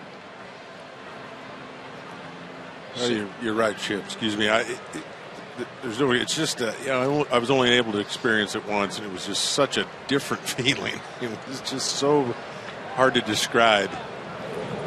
The buzz, the electricity, just everything is so different. It's nice to be able to experience that as much as possible.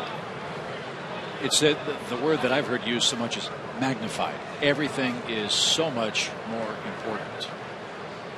All the little things that you do well during the season become critically important, and all the things that a team struggles to do are exposed, and especially so in a short series. I just like the fact that you're not going to scare him. I mean, he's a guy of very few words to begin with, and he's very stoic, even in the toughest of situations when guys are on base. I just don't think you can scare the guy. He's been there and seen it all. And I kind of like the idea of him being a 4th guy right now. Bianchi bunts 1 foul. It's 1 ball, 2 strikes. Alex Wood is loosening in the Braves bullpen. Donovan Hand is warming up for Milwaukee.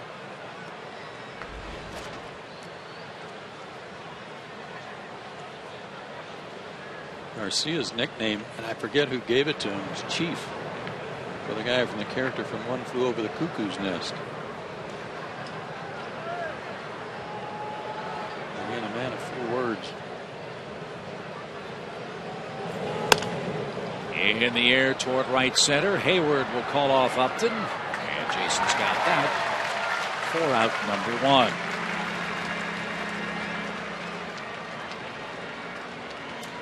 Time for Georgia Power Energy tip number 12. Eddie Perez, number 12. With Georgia Power's Home Energy Improvement Program, customers can get up to a $400 rebate when they have their home professionally sealed by a program participating contractor. To learn more, visit georgiapower.com/home improvements.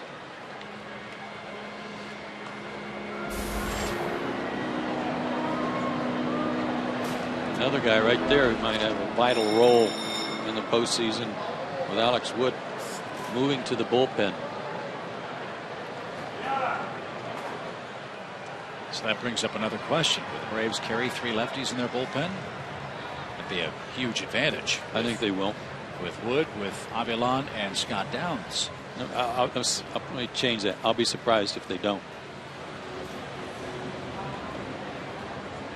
Guys, one of the things Alex Wood said he was looking forward to once he comes back out of the bullpen was the opportunity to refine his pitches. He said his time as a starter allowed him to use everything, and now he knows what he wants to throw and when he wants to throw it.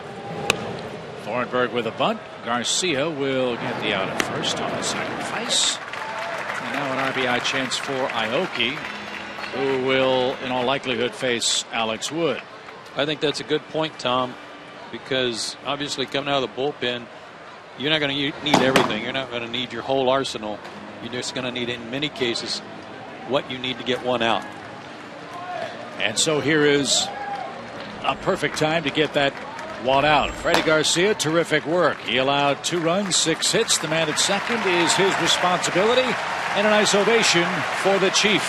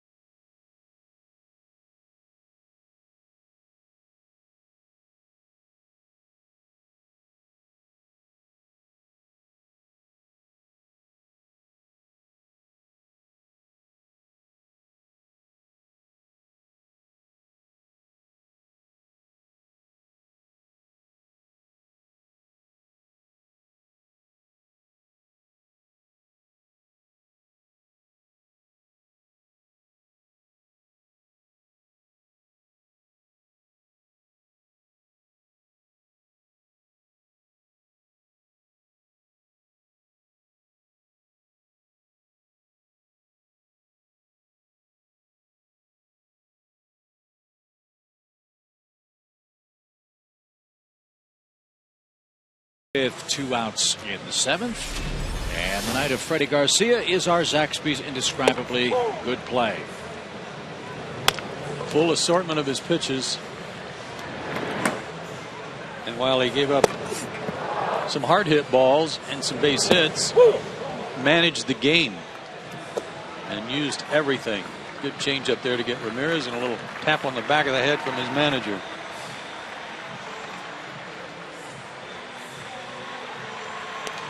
So Alex Wood, not a starting pitcher now, but a relief pitcher now. And in situations like this, as you answer the AT call to bullpen, the most important stat with runners on base is your first batter faced. Alex has retired 13 of 16 first batters this year. He's held lefties to a .256 batting average. But he's facing Norichika Aoki, who's hitting them at a .341 mark this year. So a tough hitter for Wood in a tough spot. Game tied 2-2. And he was late. Strike 1.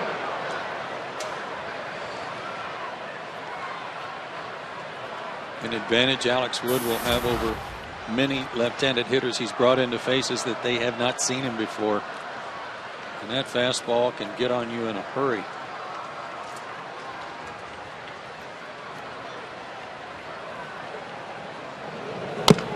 Bounced off the plate and back to the mound, and Alex gets his man. Good work. And a good audition. He keeps the game tied for Freddie Garcia with Brian McCann coming up at the 7th inning stretch.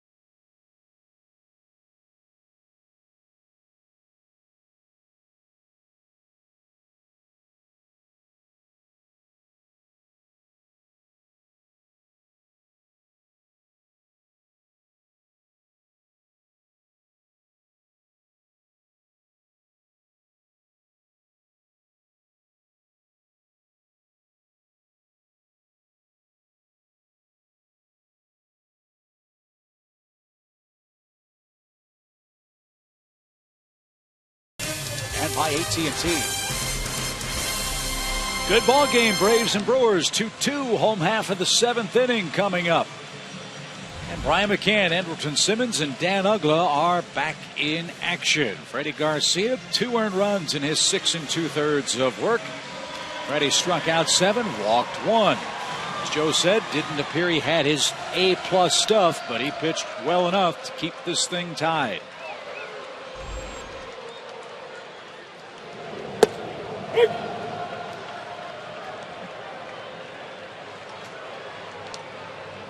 McCann has flied out and walked. And he's going to pop out. Francisco is there. And Barnes got it. 4 out, number 1. Nobody fighting him for that one. Nobody wanted that one except one.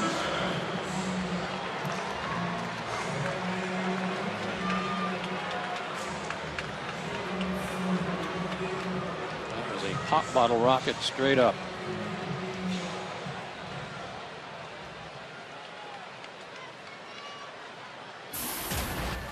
Andrelton has been doubled up and struck out tonight.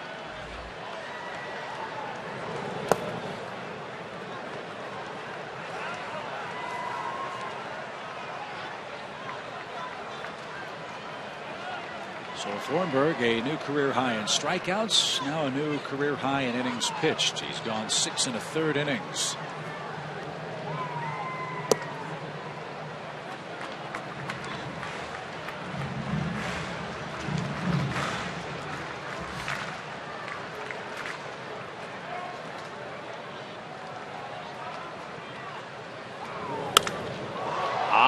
Fly ball left center. And that's playable or toward left. Caleb Gindle's got it.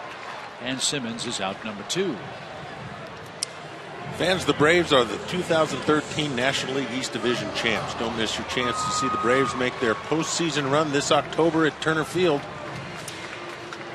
NLDS tickets are on sale right now, so visit braves.com/postseason today to get yours. 2 up, 2 down for Ugla. And yanked foul for a strike. Crowd tonight, 22,605.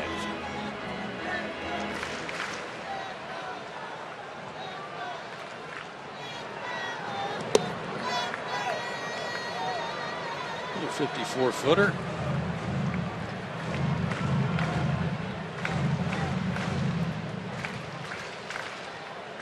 Braves quickly approaching the 2.4 million mark in attendance.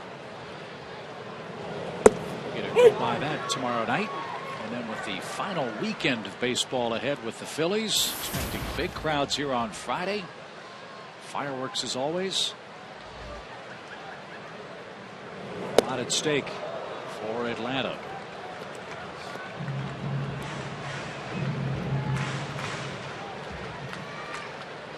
Dan has an infield hit in 2 tries.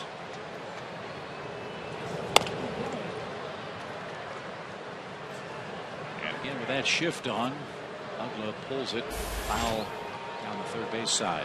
And there's the ball there, Joe, that I think that the ball's actually, I think, a hanging, breaking ball inside that you can't keep fair if you got a good approach. And a swing and a miss. 3 up, 3 down in the home half of the 7th inning. We go to the 8th. Thornburg, Garcia, and Wood pitching beautiful ball tonight. Tied 2 apiece.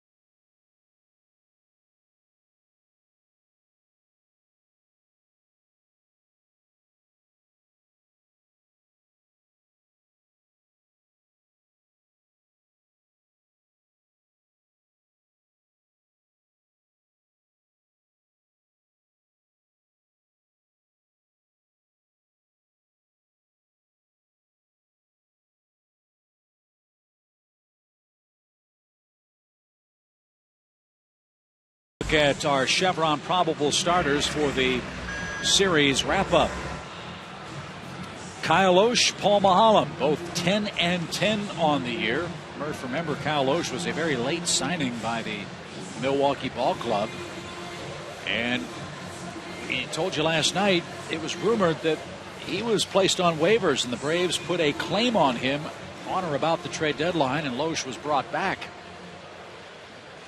So had that gone through, it's quite possible Loesch could have been in the Braves starting rotation. Instead, he's still with Milwaukee and will pitch here tomorrow night.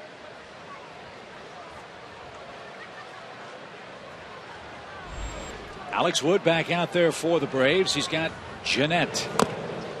Bunts one that will kick foul for a strike. Scooter scooted, but he's back at the plate down a strike. Well, that would have been interesting, I think, in the Braves' effort to get some veteran pitching. Got to try and get a guy like that if they're going to put him out there. And who knows what will happen in the offseason. Maybe Loesch will be available, maybe not. Many times those waiver situations are used as exploratory missions. We'll see if anything comes of it for either Milwaukee or Atlanta this offseason. No balls and a strike. And downstairs for an even count. This is another area where I think guys Alex Wood is so valuable because of his work as a starting pitcher. He can do more than just face one guy. He's more than just a specialist. Yeah, and he's got that good changeup that he can throw the right-handers. Lined, and Ugla couldn't get it. That thing looked shoulder high. You can see on replay how quickly it got out to second base. Jeanette's at first with a leadoff single. Scooter continues to impress. Leveled off on a letter high fastball. Not easy to do against Alex Wood. So Alex will be taken down after a leadoff hit in the 8th inning. Jonathan Lucroy is the catcher. He'll hit next, and we'll tell you who the new Braves pitcher is after this.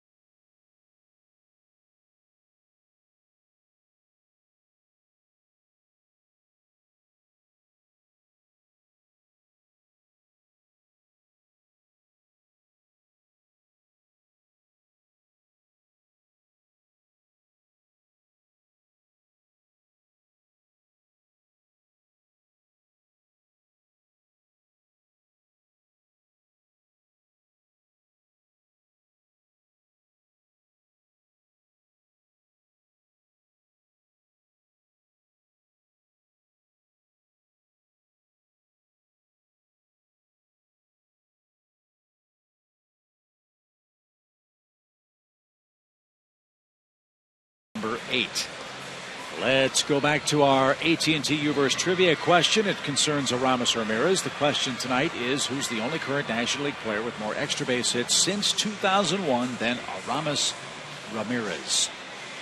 You're going with Todd Helton? I'm going to go with Todd Helton. Just the Coors Field factor. And yeah, I'm going to go with that same Coors Field factor and Matt Holliday, who started his career there. I'm going to go with Carlos Beltran. Oh, good one. Very good call. Let's see if the three amigos get it right. And it is Carlos Beltran. Way to go, Murph. First major league save for Dale Murphy. Beltran, 790 extra base hits.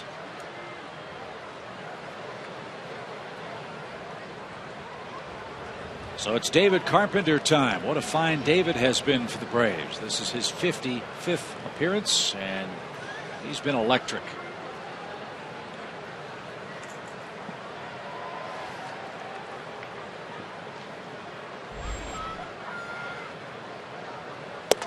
Lucroy's faced him 3 times. Make that 4 times. He's 0 for 3 with a walk. It's a big time adjustment for these guys after facing crafty Freddie Garcia. Carpenter coming in here throwing some gas.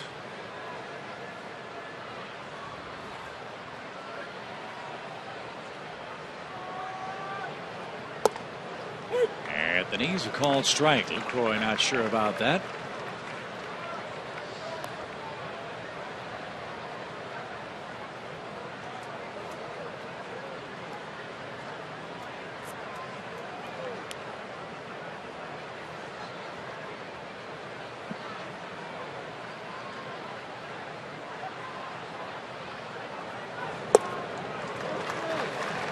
Didn't get the slider. 1-2. Come on, Jonathan, stay in the same area code. Thought he was going to walk down and have a visit with Ed Cedar down at third base.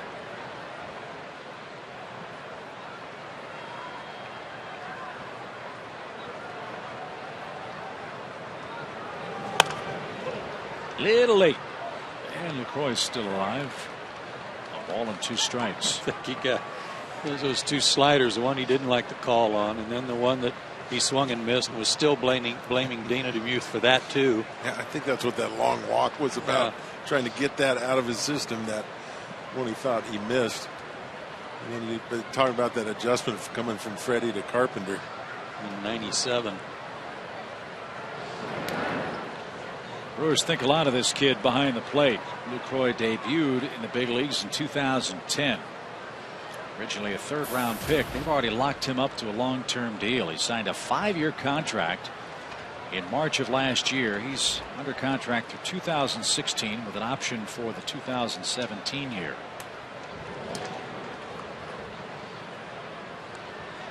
He batted just about every place in the lineup. Made his first opening day roster last year. And he rewarded Milwaukee with a .320 season at the plate in 96 games.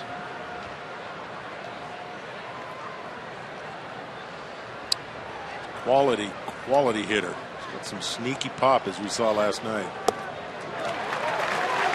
But Carpenter's got some sneaky heat, if you want to call 98 at the knees over the corner sneaky. 1 out. Wow. Boy, is that a good pitch. Yeah. If the Brewers don't know about David Carpenter by now, then it is going to be sneaky. 1 on, 1 out for Ramirez. Ramos now an 8-game hitting streak after a 1st inning single. If you get him to hit the ball on the ground, Ramos doesn't run as well as he used to, especially after 2 trips to the DL this year with a bad left knee.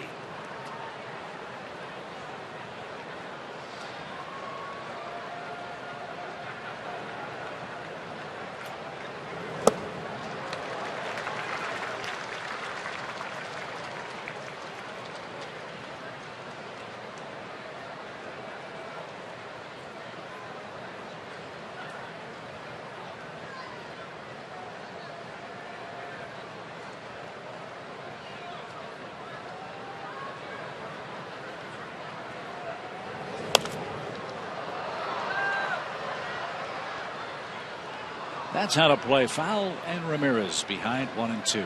And Ramirez late on that 98.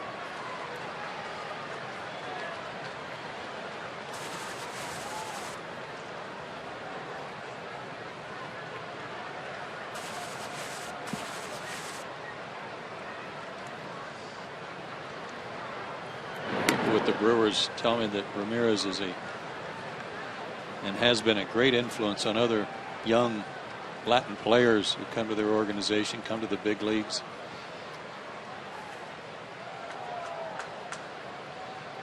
So he's on those guys to play the game right. Runner goes. Ramirez pops it foul. And Jeanette will head back to first base.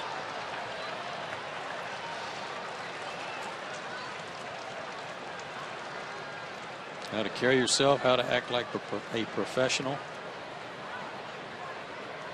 So his influence on the ball club goes beyond just driving in some runs and winning some ball games. It's being a steadying influence too.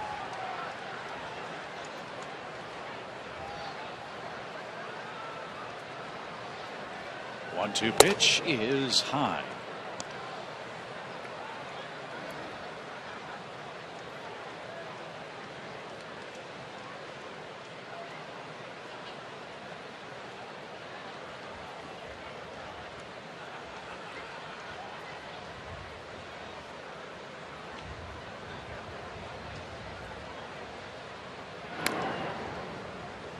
Ramirez with 12 homers this year now has 351 of them. The Brewers media guide says only Mike Schmidt, Eddie Matthews, Chipper Jones, Greg Nettles, and Matt Williams have more homers as a third baseman than this guy, who broke in with the Pirates in 1998.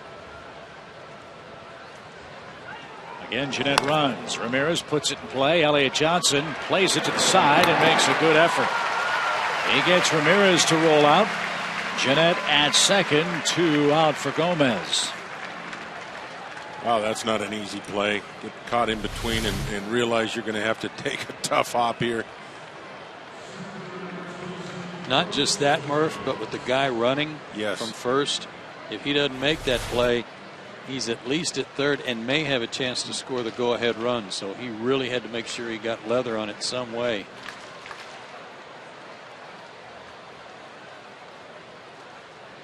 So here's Gomez. You know he's going to swing hard. Let's hope Carpenter misses his bat. Carlos is 0 for 3 with a strikeout tonight.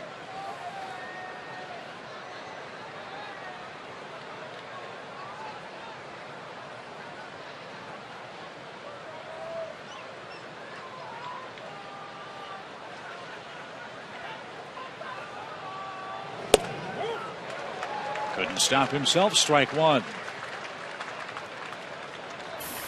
That time he had kind of a leg kick. Yeah, he raised his front foot up. Something different every time.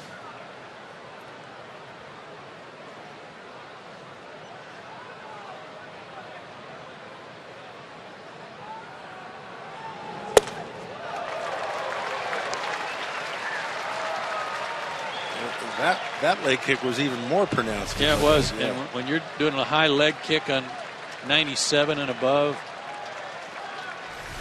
you got way too much working. Well, especially if it's an experiment. Yes. Especially if you're making it up as you go. Yeah. He does seem like he wings it every once in a while out there. Tried to bunt one time out. Did he try to bunt tonight? Did I see that? Yes, he did. Bunted it foul, pushed it down. Pushed it foul. But I'll tell you, I mean, we're kind of having fun. His helmet comes off. He's thrown the bat. He's punched out a few times, but overall, I like the approach of a young kid that plays aggressive in the outfield. He's aggressive at the plate. You can back off of that. It's hard to ramp that up if you don't have it inside of you.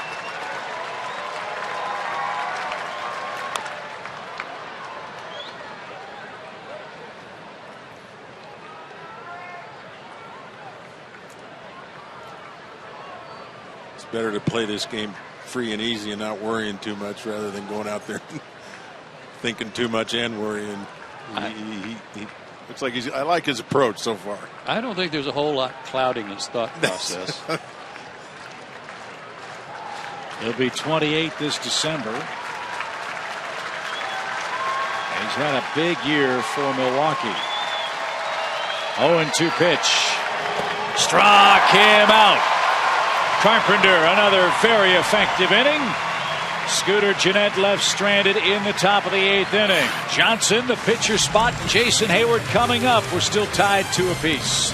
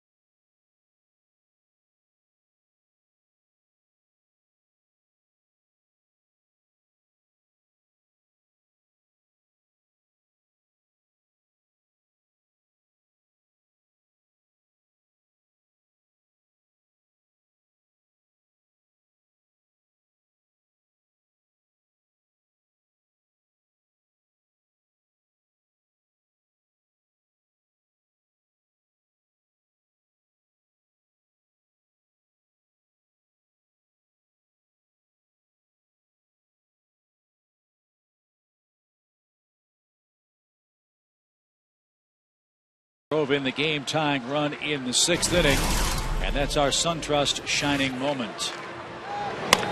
Change up, running away from it, might have even been a ball, but that's nothing new for him. Staying on the pitch long enough to get Jason Hayward around. Seems like every time Jason gets on, somebody gets him home. This time it was Freddie Freeman, who has 106 RBIs, and that's a list of the most RBIs by a first baseman in Atlanta history. That pitch there he hit is a good example of what he's able to do. A lot of guys have a little bit tough time, but guys on base, second or third, and you can expand your strike zone a little bit. You can go outside the zone to drive in a run. I mean, you know, walks are good and all the thing, but when you're in 3, 4, 5 position and they want you to drive in runs and you get a ball that's 3 or 4 inches off the plate, I agree with you, Joe. That ball's off the plate. Good changeup. Freddie can expand that zone. Elliott Johnson will lead off the Atlanta 8th against Brandon Kinsler. Kinsler was signed by the Brewers out of the St. Paul Saints and the Independent Leagues in July of 2009. He's been up and down between the big leagues and AAA the last couple of years. He last pitched Sunday against the Cardinals. Mostly fastballs, and he's got a changeup, as you saw right there, but low to mid 90s with his fastball, and that's what he uses the most. So Elliott behind in the count, 0-2 to the native of Las Vegas, Nevada, Brandon Kinsler.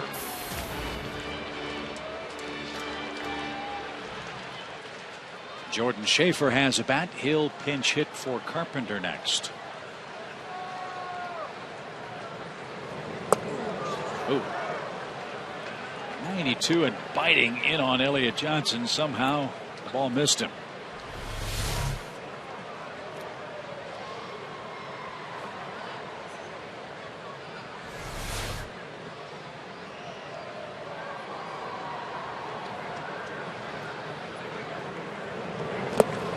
Elliott swung and missed, and Kinsler struck him out. Good slider there. 9 Braves have been struck out tonight, 8 by Tyler Thornburg, a new career high. And Jordan Schaefer hits with bases empty.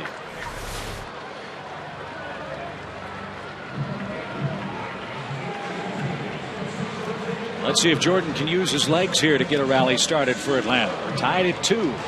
Hayward's next.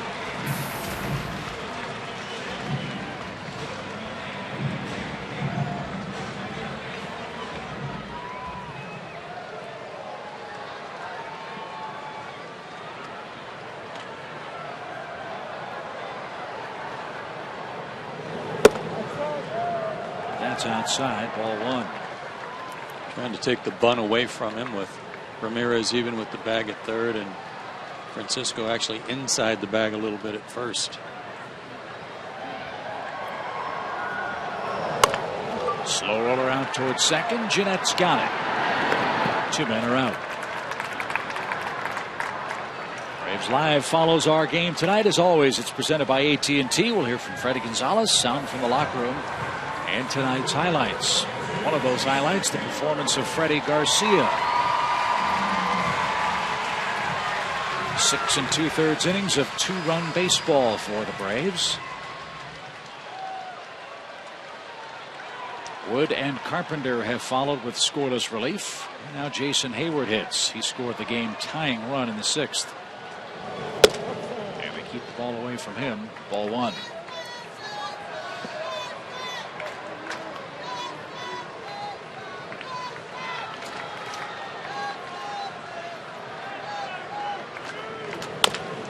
High hopper left side. Ramirez gloves, grabs, and guns.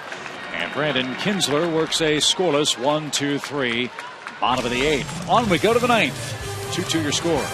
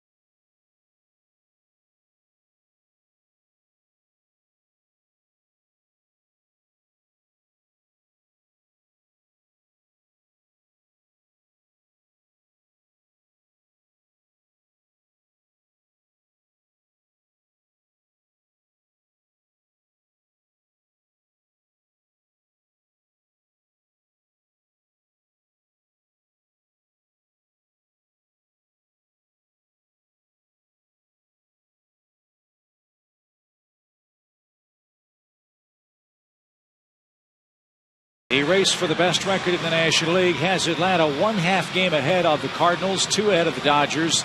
The Pirates and Reds also within shouting distance with a small handful of games left. Here are the scores in the National League tonight.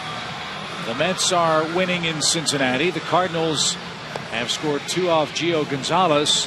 And the Pittsburgh Pirates got to celebrate a playoff spot in Chicago. Back-to-back playoff celebrations in the visitors' locker room at Wrigley Field on successive nights. And the Dodgers and Giants resume hostilities in San Francisco in about 45 minutes. Well, as good as scouting is these days, I'm sure the Pirates saw what the Braves did in their celebration, and then they just tried to one-up it a little bit. But congratulations to Pittsburgh, and it's been a long time for them, and great job by Clint Hurdle and their whole staff. That's great for the city of Pittsburgh. Craig Kimbrell is on to face Gindel, Francisco, and Bianchi. We all know about the day Sid slid, right? Pittsburgh won the game yesterday by throwing out Nate Schierholtz at the plate. So it's funny how history came full circle for the Buccos yesterday. And so if they win and Cincinnati loses, the Pirates would have a leg up in the wild card race over the Reds.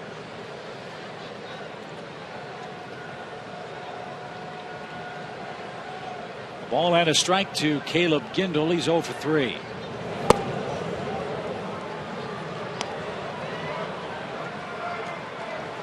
Great job by David Carpenter with a runner in scoring position, able to go through 3 guys pretty quickly. 2 strikeouts.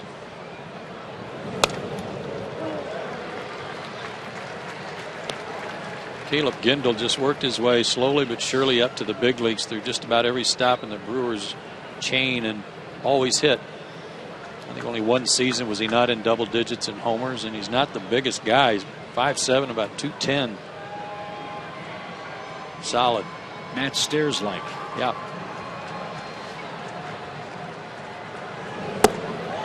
And he'll have a seat. Kimbrell got him with a breaking ball.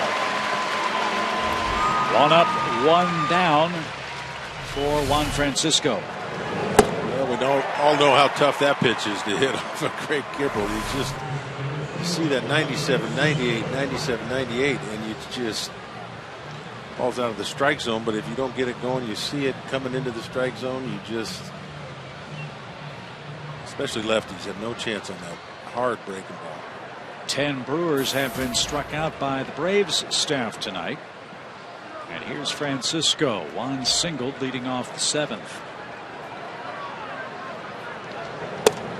Breaking ball, strike. In the bottom of the 9th inning, Upton, Freeman, and Gaddis are coming up for the Braves. Jim Henderson is loosening in the Milwaukee pen.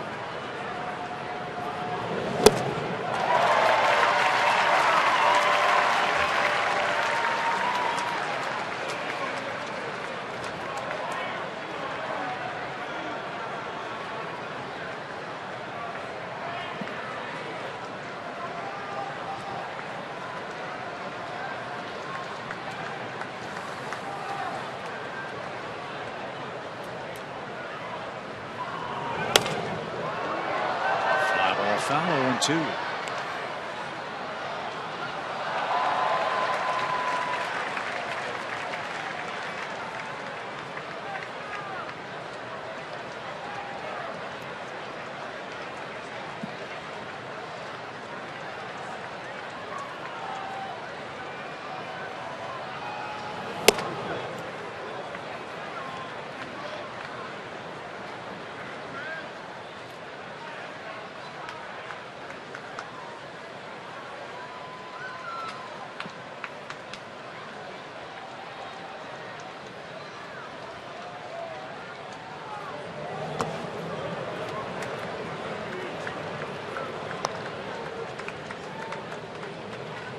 Craig respecting Juan's power, kind of over through that breaking ball, trying to make sure he didn't leave a pitch out over the plate.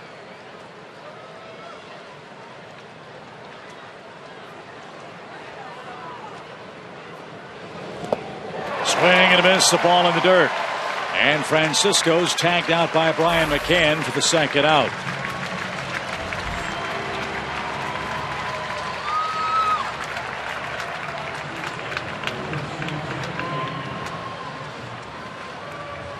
Here's Bianchi. He homered on the first pitch of the fifth inning. His first homer of the season. That game against Freddie Garcia.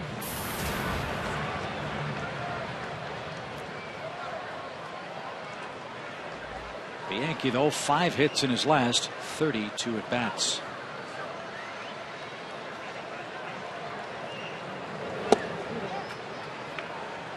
Low ball 1.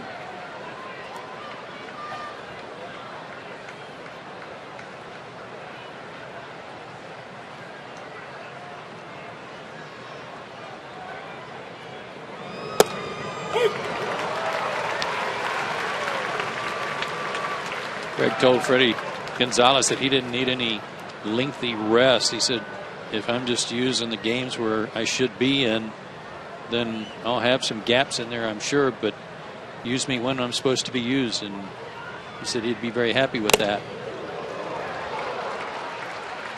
On the ricochet, that ball ends up in the stands. I've got a piece of Brian McCann's mask. 1 ball, 2 strikes.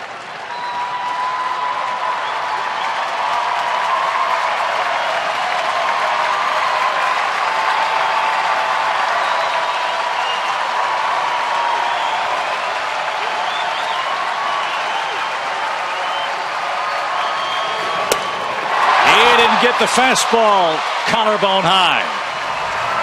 Kimbrel strikes out the side in the 9th inning. The Braves have the right hitters up at the right time. The heart of the order in a tie game heading to the last of the night.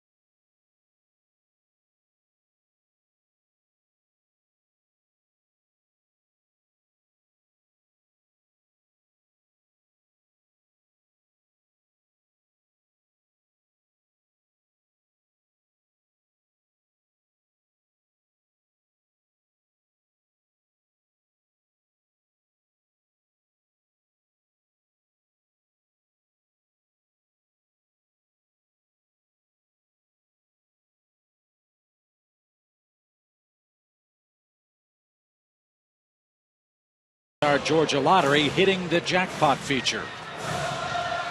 Arizona with a nice lead. They'll go on to win that category this season, but the Braves second, 1 ahead of Cincinnati.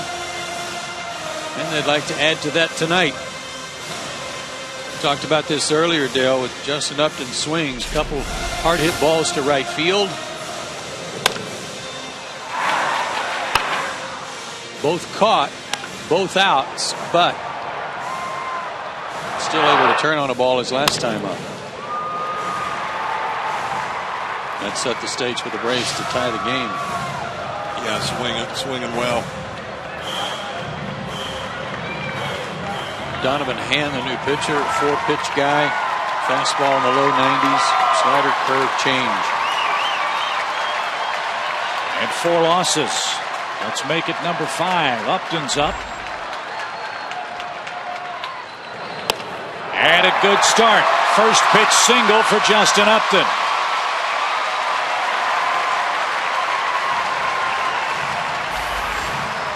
But to your point, Joe, hitting balls that are out over the plate the other way, and when you get a ball in, you're going to be fine. That looked like an off-speed pitch, and I don't think he hit it on the barrel of the bat, but he was there to hit it. Nothing flew out open. His shoulder didn't open, hips didn't open. He stayed there just like he said he's been doing. He squared up to it, and if he fly it open or tried to pull it, then he probably rolls over it. Watch the first pitch for Freeman. He's got 2 hits tonight. And he spun a breaking ball off the plate. Well, I think that's what they were thinking, Chip. That's why Lucroy wanted to throw him something off speed, something away, get him out front. Too far off the plate.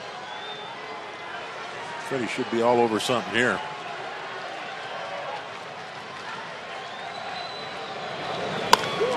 Fly ball center. Gomez is going to have room though. 1 out.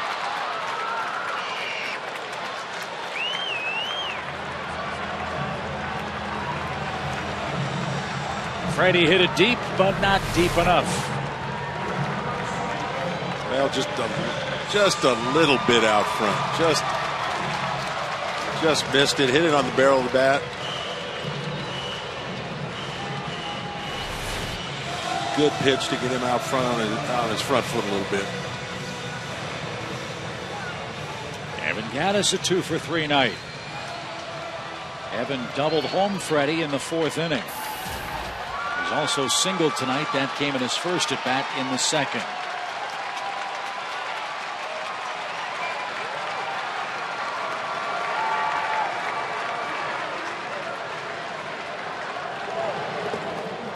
Nice stop by Lucroy.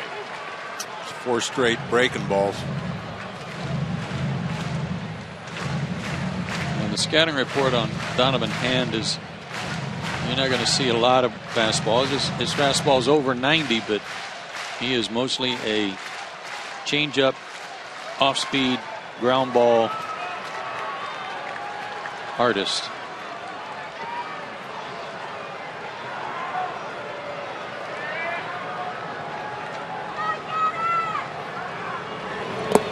Oh, wow. Nice stop.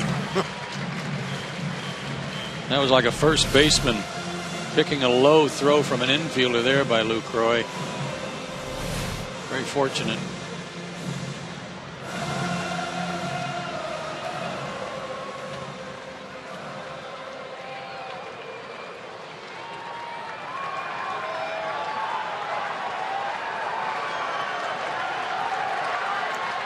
Two and 0.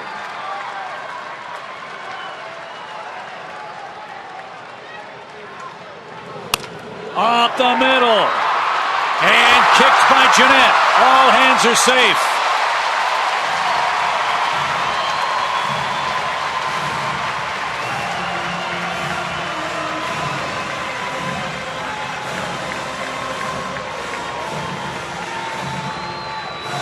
I don't know if Jeanette thought they were going to have a play at second or not, but he may have taken his eye off this ball a little too soon.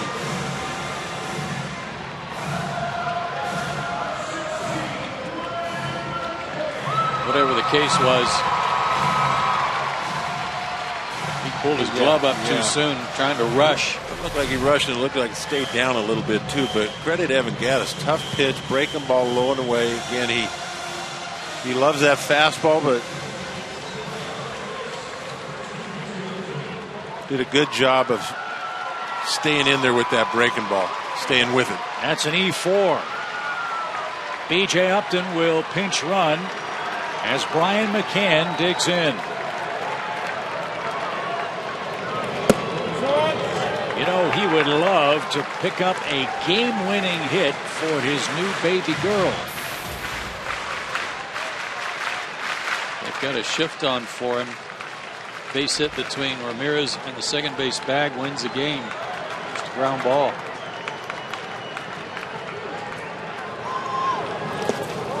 Lucroy, another great stop. Right now, he's the MVP of this inning for Milwaukee. He saved a couple of wild pitches. And he's putting on a show back there, a real clinic about how to shift on a breaking ball and keep it close. I wonder if the one he stabbed with his glove only, he said to himself, I was pretty lucky on that one. I better get out there on the next one. He did a good job of blocking that one. I just don't understand. I guess you got to shift if you're going to commit to it, but ground ball left side wins this game for you. 2-0 breaking ball, slow curve, 70 miles an hour. Still a hitter's count, now 2-1 for Bryant.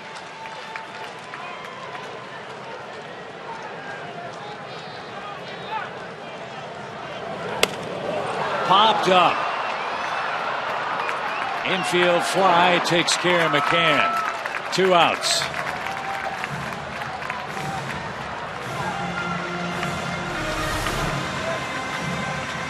After all that off-speed stuff, you get a 90-mile-an-hour fastball, and it feels like about 190.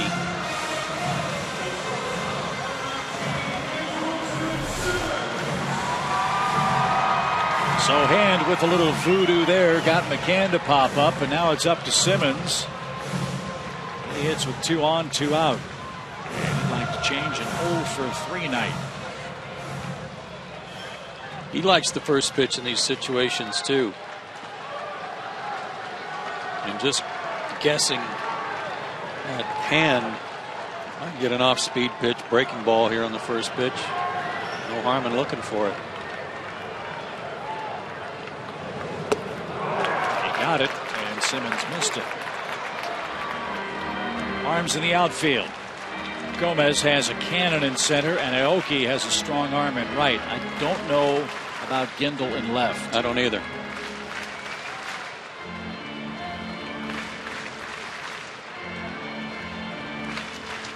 We'll find out with you if Simmons hits it to left. Upton at second, B.J. Upton at first, 2 outs.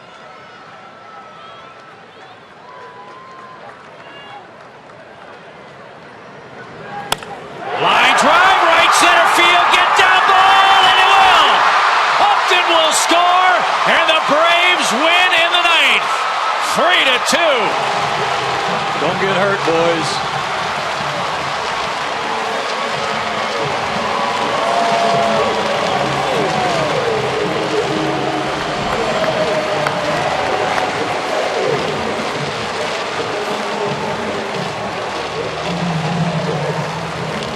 What I said may have been echoed in the dugout by Freddie Gonzalez when they were all running out there. Don't hurt anybody. Well, Joe, you were right. I think he's looking for that breaking ball on every pitch, not only that first one, which he got. There's a nice breaking ball that Hand really right where he wanted to. I think Andrelton, sign of maturity there, goes up looking for it. Nice work, Andrelton. His third career walk-off hit. The Braves do indeed hand Donovan Hand a 5th loss. And Craig Kimbrell picks up the win after pitching a 1-2-3 ninth with 3 strikeouts. Atlanta 3, Milwaukee 2. Let's join Tom Hart with Andrelton Simmons. All right, thanks, Chip. You know, he can do a little bit of everything. What he can't do is an interview with some diamond dry in his mouth. So, Andrelton, after all of that, was it worth it to get bombarded by your teammates? It's always worth it. It's always fun to end the game with a bang, and I mean you gotta take the consequences. Hand's a little bit different as a closer. Freddie Freeman saw a couple of breaking balls. McCann saw a couple. The first one, it seemed like you were waiting for a breaking ball, but he put it out of the strike zone. Did you have a feeling he was coming back to it? Yeah, I mean, they know I'm a fastball hitter. Big situation. I'm starting to get smarter. Looking breaking ball a little bit there, starting to see the ball and then just react on the fastball. But, I mean, he left it in the zone, so I didn't miss it. This team is now 30 games above 500 here at home and playing for home field advantage. How important is that, and is that something that you guys discuss? I mean, we don't discuss it. It's just we know it. We have a winning habit here. We don't like losing. Every game we lose is very uncomfortable in the clubhouse. So we try our best to win every game, no matter if we have already clinched the division or not. One of the thoughts that Joe Simpson had when the celebration started and everyone was chasing you down and starting to pile on was everybody stay safe, nobody get hurt. Was there a little bit of caution out there compared to past celebrations? Doesn't feel like it. But yeah, it was quicker though. It was quicker. It was less painful, but still very messy. Well, you get the job done on dirt. You do play a great shortstop, and now you're wearing that dirt with you. Take it to the shower. Thanks for your time. Thank you. Andrelton Simmons with the walk-off, and now, Chip, he's going to need a wash-off. Back to you. That's all right. That's what it's all about. Atlanta wins again at home. You're seeing again another example of how important the last at-bat is here at Turner Field. And for another day, Atlanta will remain atop the National League with the best record as Donovan Hand surrenders an unearned run in the bottom of the ninth inning that seals a 3-2 Atlanta victory.